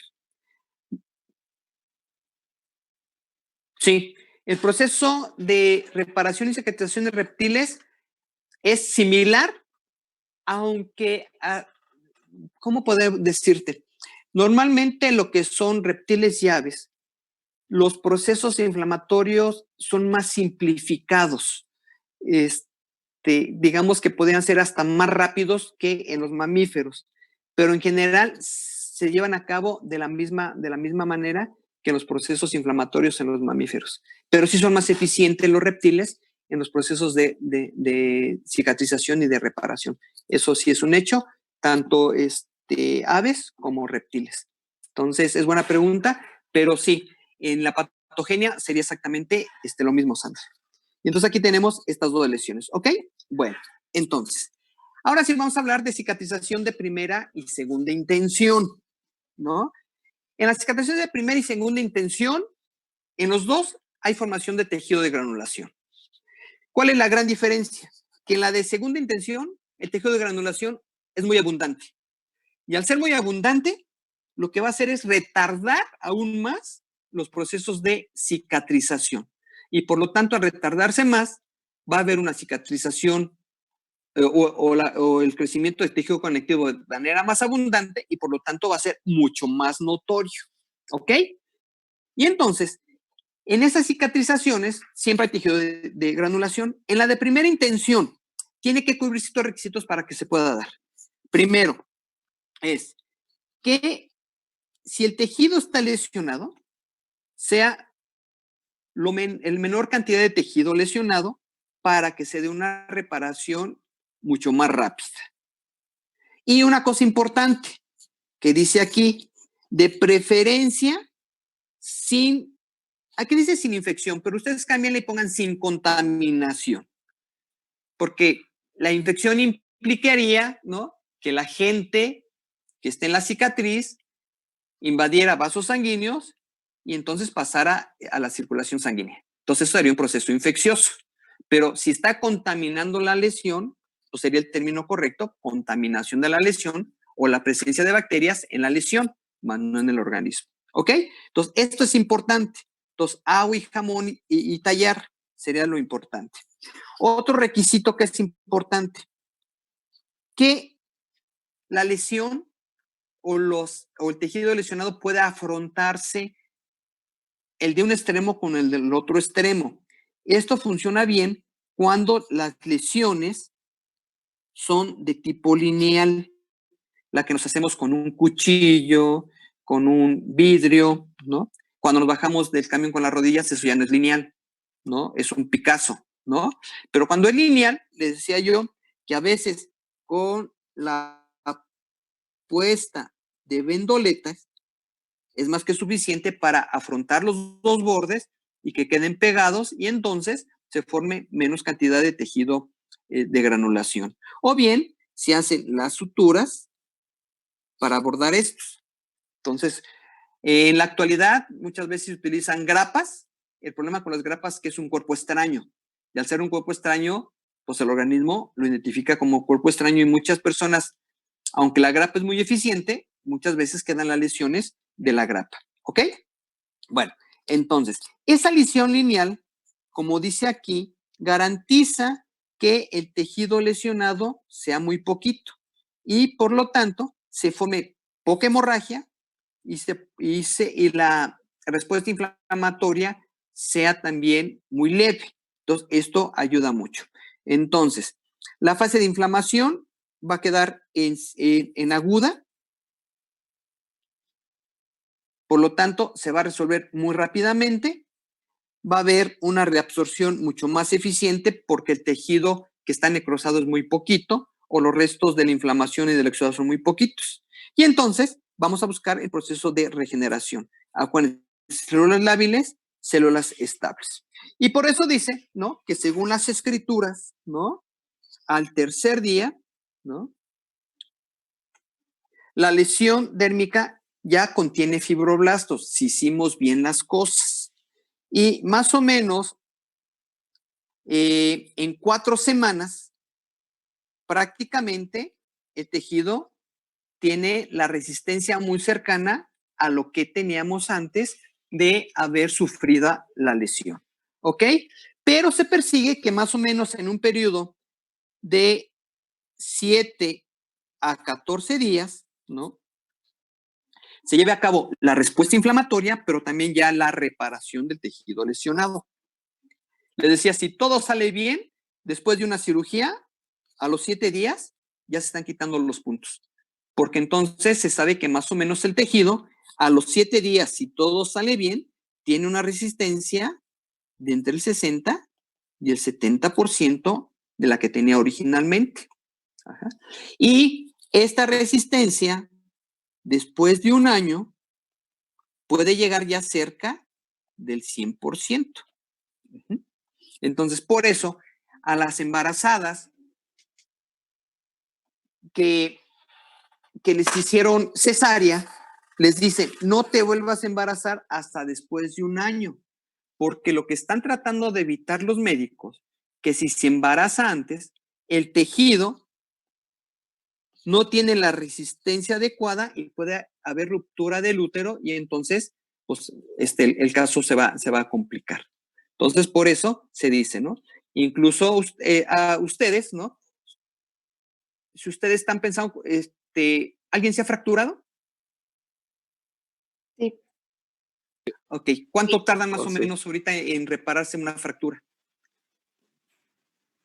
Como un mes, ¿no? Un mes y medio. Más o menos un mes, es decir, lo que está diciendo aquí, 4 semanas.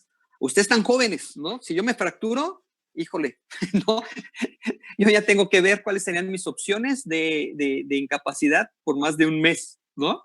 Entonces, porque ustedes están reparándose rápidamente y si todo salió bien, en 4 semanas, ¿no? Todo debe de reponerse sin ningún problema.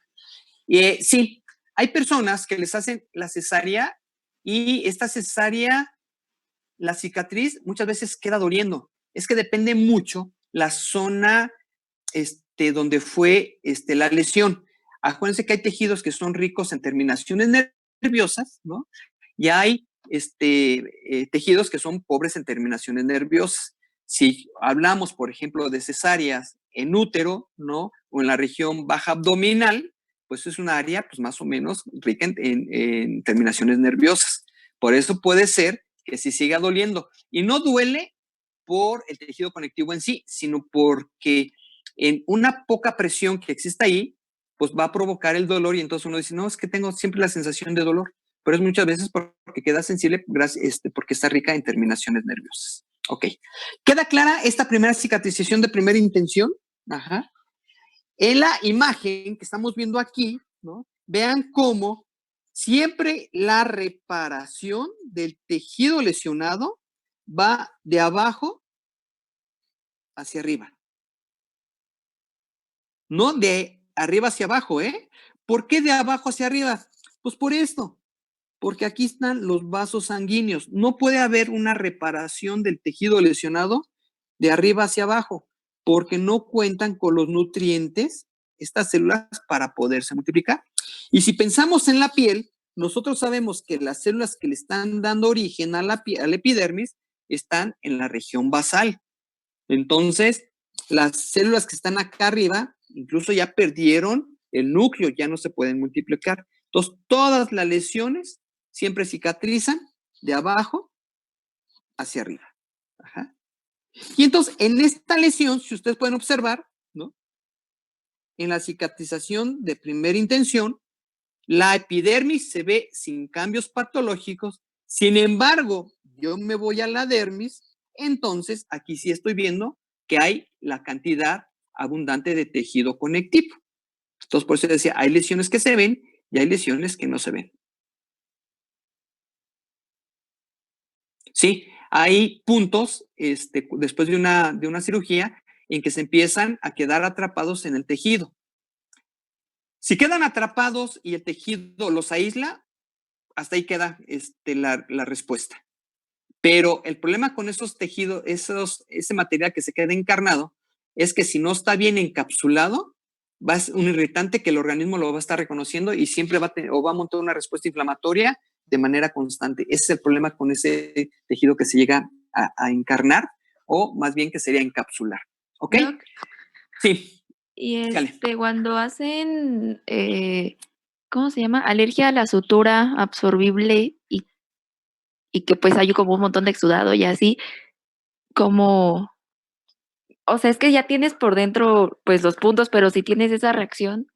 Ah, sí. ¿Qué es lo que hace? Esa reacción, aparte que alarga la respuesta inflamatoria, porque el agente que está provocando irritación, en este caso de tipo alérgico, pues está manteniendo el estímulo del agente irritante, entonces la inflamación persiste. Entonces sobremonta la respuesta inflamatoria con la respuesta de reparación, pero en ese tejido que ya estaba reparando, si hay células inflamatorias, estas mismas células inflamatorias pueden provocar la necrosis de ese tejido que aparentemente ya estaba en reparación. Entonces, ¿qué es lo que se hace precisamente en esas personas o animales que son alérgicos? Pues la lógica es retirar la sutura y tratar de buscar otra sutura, a veces que no sea absorbible, para tratar de reparar la zona de lesión. Entonces, sí. Y la otra que hacen los médicos es, ok, tiene alergia, ¿qué tan grave es? ¿La puedo controlar con medicamento? Sí. Entonces, ¿qué es lo que hacen? Empiezan a mandar corticosteroides. Entonces, controlan la alergia. Obviamente ellos saben que al aplicar un corticosteroide también van a retrasar la cicatrización, pero al aplicar estos corticosteroides, al haber una menor respuesta de tipo alérgico, lo que hacen es que la respuesta inflamatoria dure menos y entonces comienza el proceso de reparación. Entonces, aunque ellos sepan que se va a alargar, están controlando uno de los agentes que está provocando la irritación. Ok, gracias. Ajá, entonces eso es lo que se tiene que hacer. A ver, Lino, la pregunta de Lino.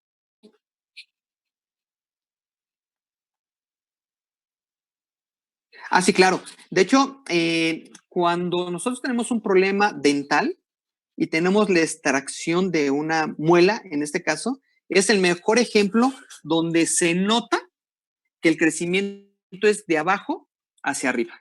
Desde donde está la circulación, donde hay vasos sanguíneos, hacia la parte superior. Nunca es de la parte superior hacia adentro, ¿eh? Es el mejor ejemplo. Entonces, sí, cuando nos trae una muela, siempre la cicatrización es de adentro hacia afuera. Y si ustedes ven, así se va rellenando la zona de lesión. A ver,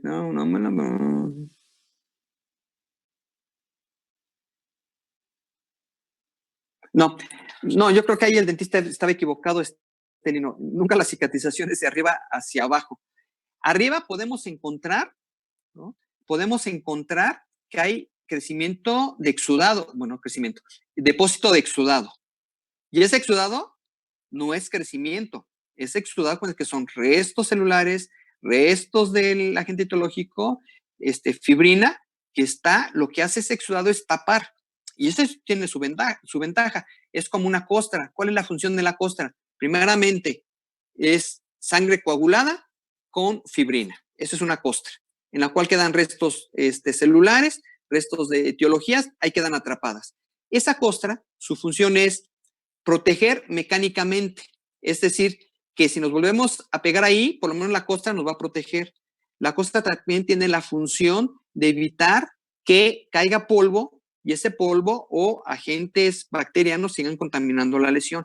Esa es la función de la costra, ¿no? Si ustedes ven, las costras no son permeables. Tiene su ventaja y tiene su desventaja.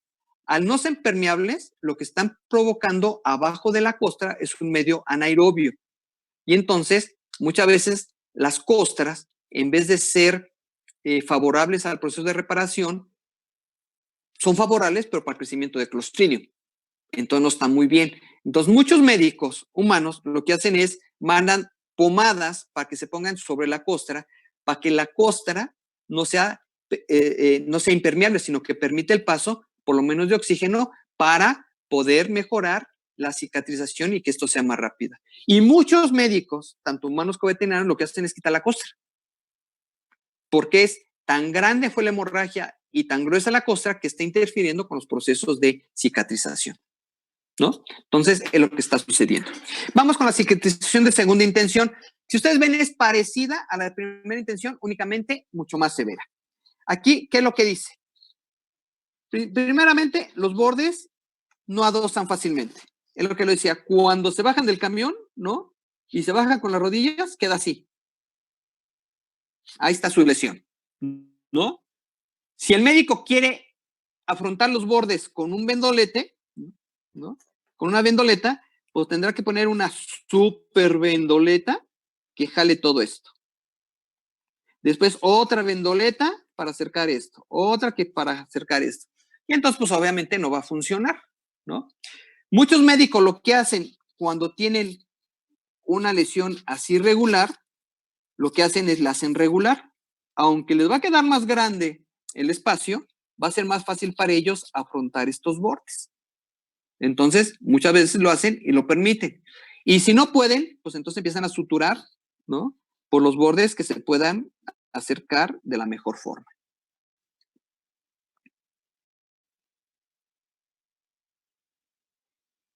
Exacto. Si en toda lesión, sean dientes, sea una lesión en pulmón, sea una lesión en intestino, sea una lesión en piel, siempre va a ser de donde están los vasos sanguíneos hacia la luz, si es que contiene luz. Entonces siempre va a ser así, no importando si es canino, si es incisivo, si es muela, siempre va a suceder así. Y la razón es, digo, es muy simple, es porque es importante la irrigación. Si no hay irrigación, si no hay crecimiento de nuevos capilares, no va a haber reparación. Ese es un hecho. Por eso, las lesiones que son en los apéndices, ¿no? En las narices, en los dedos, tardan mucho más tiempo en cicatrizar porque la cantidad de vasos sanguíneos o de irrigación que tienen es poca. Entonces, esto va a interferir mucho con estos procesos de reparación. ¿Ok? Bueno, entonces sigamos. Entonces, en este proceso tenemos heridas que no adosan los bordes. El tamaño de la herida y la presencia del exudado es mucho más abundante, lo mismo que la respuesta inflamatoria. Hay mayor abundante o formación más abundante de tejido de granulación. En el otro hay tejido de granulación, sí, pero es menor. En este siempre va a ser mucho más notorio el tejido de granulación. Por lo tanto, al haber mayor cantidad de tejido de granulación, ¿no? Que va a crecer en esta parte, ¿no? De abajo hacia arriba, esto va a representar un problema. Porque si ustedes ven en esta imagen, a diferencia de la otra, el grosor de la dermis, perdón, de la epidermis, es mucho menor porque el tejido de granulación es mucho más abundante. Llega a ser tan severo que muchas veces ese tejido de granulación, lo que me preguntaban hace ratito de estas cicatrizaciones que se ven feas, que las queloides, es que crece tanto que entonces ya no permite que las células que iban a reparar esta zona puedan crecer sobre el tejido conectivo, ¿no? Este tejido conectivo está interfiriendo con el crecimiento de las células y por lo tanto ya no va a haber un crecimiento adecuado de esto. Si nosotros queremos ser, por ejemplo, poner un ejemplo práctico de dónde vamos a observar tejido de granulación o cicatrización de segunda intención, es en las úlceras. Es el mejor ejemplo. Si ustedes viajan en metro y ven a las personas que están pidiendo dinero y tienen su úlcera, vean la úlcera, ¿cómo se ve? La úlcera se ve como un cráter en la cual el tejido está siendo reparado de abajo hacia arriba.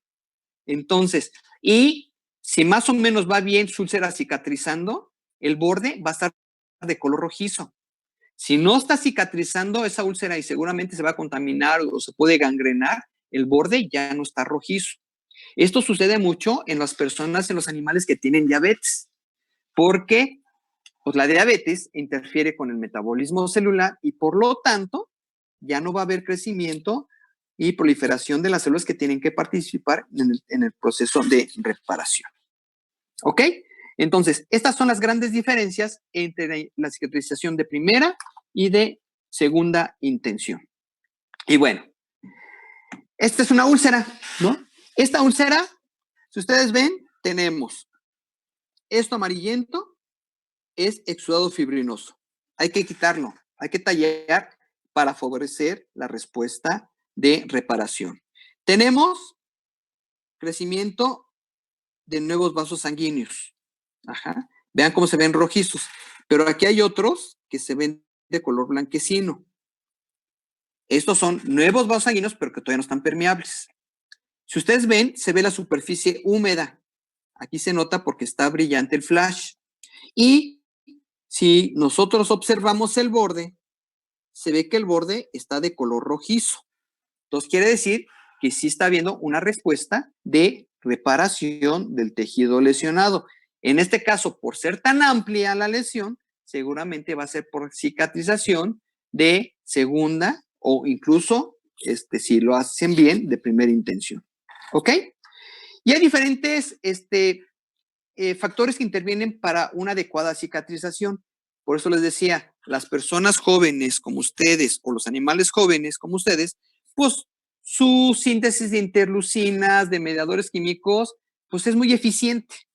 Ya en personas como yo, pues ya no es tan eficiente. Entonces, es importante estos factores que están interviniendo.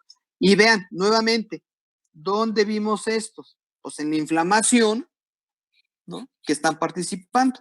¿Cuál es el efecto? Ya hablando en la parte de la reparación del tejido lesionado. Bueno, favorecen la mitosis.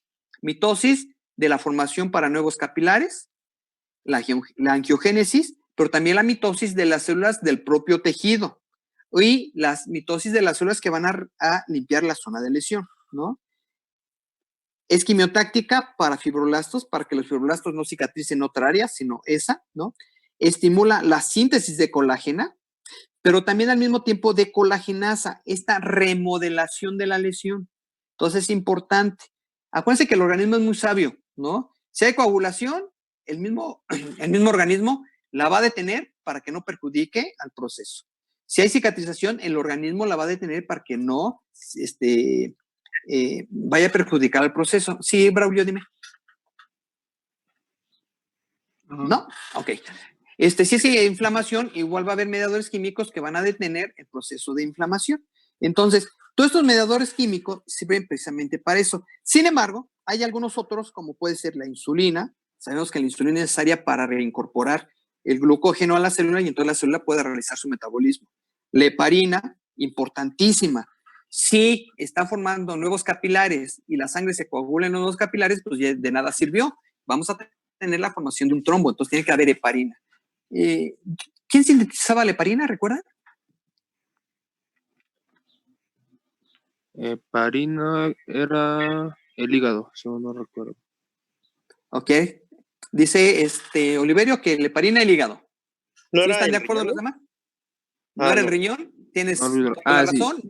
Diablos. No era el riñón. Ok. No. Pero tampoco es el hígado. ¿Quién sintetiza la heparina?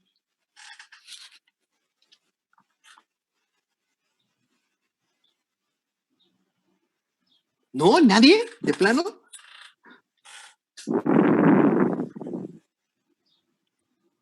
Ok, entonces, investigar quién sintetiza la heparina. Bueno, si es que nadie lo dice. Es que, bueno, yo me acuerdo que era algo así de riñón, pero se terminaba de formar en hepatocitos, ¿no? O ya es que no me acuerdo. Sí, no te acuerdas, Samuel, definitivamente. No, nada que ver, nada que ver. No, tampoco pulmones, nada que ver. De mejor están confundiendo con la angiotensina. Es totalmente diferente. Ok, solo investiga, ¿no? Bueno, tenemos interferón, tenemos prostaglandina E. ¿Se acuerdan dónde sale la prostaglandina E?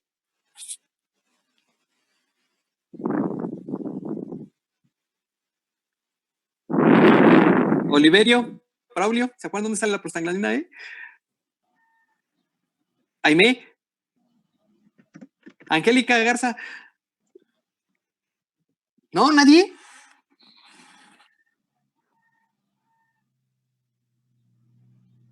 ¿Mastocitos? ¿Qué es, Sandra? ¿La heparina o la prostaglandina? No, nada que ver. ¿Las prostaglandinas? ¿Sí, de quién las sintetiza? Aquí tengo que la glándula prostáticas. Las glándulas prostáticas. La glándula prostática. ¿De la próstata? Uh-huh. ¿Sí? ¿La próstata sintetiza prostaglandinas? ¿O progesterona? ¿O testosterona?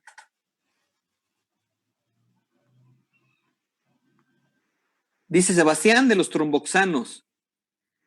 Del ácido araquidónico. Acuérdense que todo parte del ácido araquidónico, que tiene dos vías, lipoxigenasas y ciclooxigenasas. Ahora sí, ¿qué células?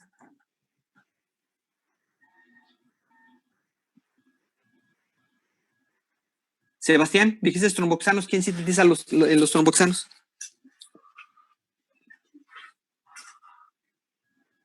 Atenea, Azarel, Berenice. Bueno, vayan estudiando, porque esas son las preguntas que sí vienen en el examen, ¿no? Y son las preguntas que ni razonando salen, ¿eh? Dice Rosario, las plaquetas, sí. Acuérdense que cuando vimos la coagulación, decíamos que las plaquetas, al tener contacto entre ellas, estimulan al ácido araquidónico y pueden activar la vía de las lipoxigenasas y ciclooxigenasas, y en la cual ahí había prostaglandinas, tromboxanos. Pero también, no solamente las células endoteliales, también las células epiteliales, ¿no? Y las células leucocitarias pueden activar estas vías. ¿Ok? Profesor, ¿de la heparina no eran los mastocitos? No, es que los mastocitos o células cebadas, ¿no? Sintetizan histamina, no heparina. Y además, si pensamos en los mastocitos, acuérdense que los mastocitos están en la submucosa, ¿no? O en la dermis de los tejidos. ¿Cómo va a ser para mandarle la heparina a la sangre? Porque la heparina tiene que estar circulando en sangre. Sí, fue muy mala idea. Sí, pero bueno, está bien. Lo que pasa es que todo ello nos ayuda a despejar precisamente. Por eso me gusta que participen, porque si participan, créanme que se les va a quedar más la idea. De decir, ya, se me va a quedar grabado, que no. Recuerden que quedamos que eran las células en los basófilos. Las células menos abundantes del tejido, ¿no? Son las que sintetizan de manera muy importante heparina. Por eso es importante contener basófilos, aunque sean muy poquitos. ¿Ok? Bueno, aquí tenemos las fibras de colágena. Esta es colágena tipo 1. Y esta es colágena tipo 3. ¿Se parece? Nada que ver. Imagínense, esta es su colágena, esta es mi colágena, ¿no? Obvio, por eso ya tengo tantas arrugas, ¿no? Entonces, pues sí hay una gran diferencia. Bueno, este cuadrito no es para que se lo aprendan, ¿eh? Es nada más para que recuerden lo que ya vieron en fisiología. Todos los tipos de colágena que puede sintetizar el tejido conectivo. ¿Ok? Entonces, bueno, está en la presentación, ya subí la nueva presentación, entonces ahí están. ¿Qué me interesa a mí? Bueno, en este caso, digo, si quieren ampliar y verse, apantallar a la gente, pues se aprenden todas. Pero me interesan estas dos. No se pierdan, ¿ok? Y aquí vienen más o menos los porcentajes, cómo está en piel, en hueso, en tendones. Esto es muy importante. Si ustedes piensan en las personas grandes, en sus abuelitos, el cambio de un tipo de colágena por otro tipo de colágena, entonces los hace más susceptibles a fracturas, a torceduras o a cualquier otra situación.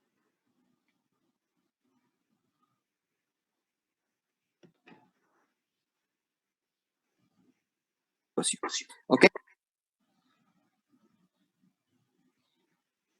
¿Cómo funciona el Botox?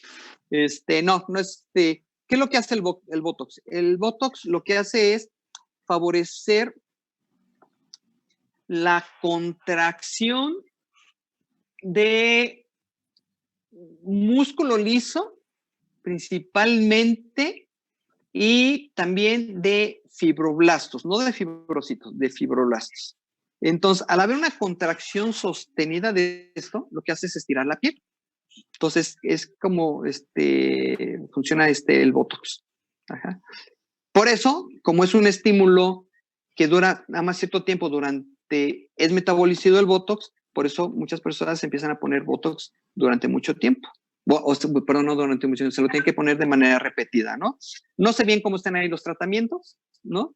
Pero lo poco que sé de eso es que creo que se ponen Botox y a la semana o 2 semanas, ahí sí, no sé, soy muy ignorante en eso, creo que tiene un periodo de duración y después se tienen que volver a poner. Pero, pues bueno, es una solución temporal, ¿no? Es para el ego, ¿no? Funciona muy bien, pero al final, si uno se acepta como es lo más bonito. Ok, cicatrización pulmonar, ¿no? ¿Qué es lo que se está hablando, ¿no? De lo que está provocando en las personas que se están recuperando del COVID. Digo, y si es alarmante, ¿no? Imagínense que esto que debía tener alvéolos, ya no tiene alvéolos. Tiene puro tejido conectivo. Pues sí es preocupante, ¿no? Porque entonces la capacidad respiratoria se va a ver disminuida. Pero no solamente afecta a eso, sino que va a haber menor captación de oxígeno. Si hay menor captación de oxígeno, trastorno ácido base.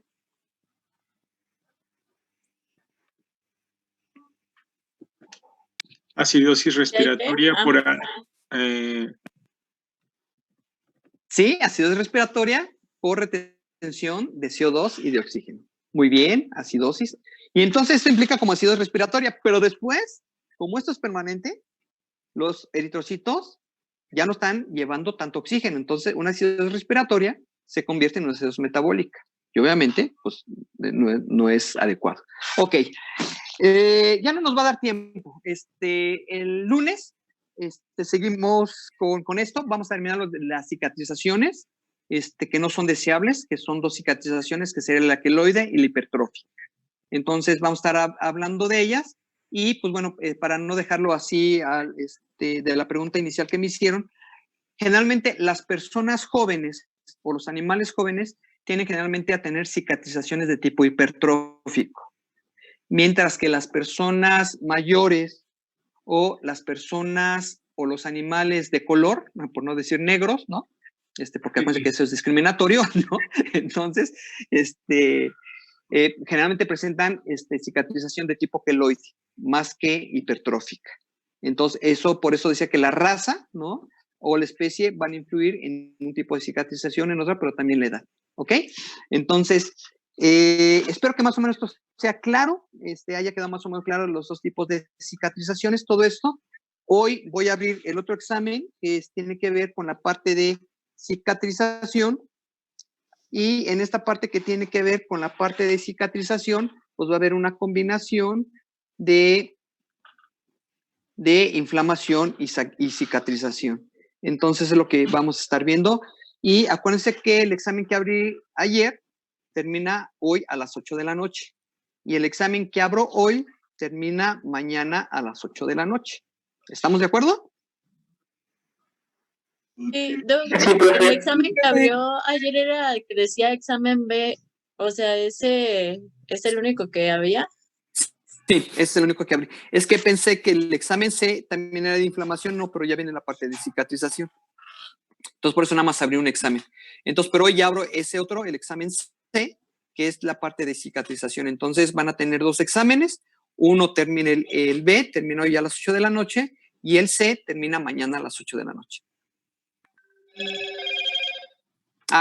En cuanto a las tareas, ustedes ténganlas ya preparadas, ¿no? Es más, vayan pasando un archivo PDF. Ya no voy a tardar yo creo que terminando el tema de neoplasias, ya se los voy a pedir para tenerla como tarea, para que ya me la manden a través de Schoology en un solo archivo PDF todas las tareas. ¿Ok?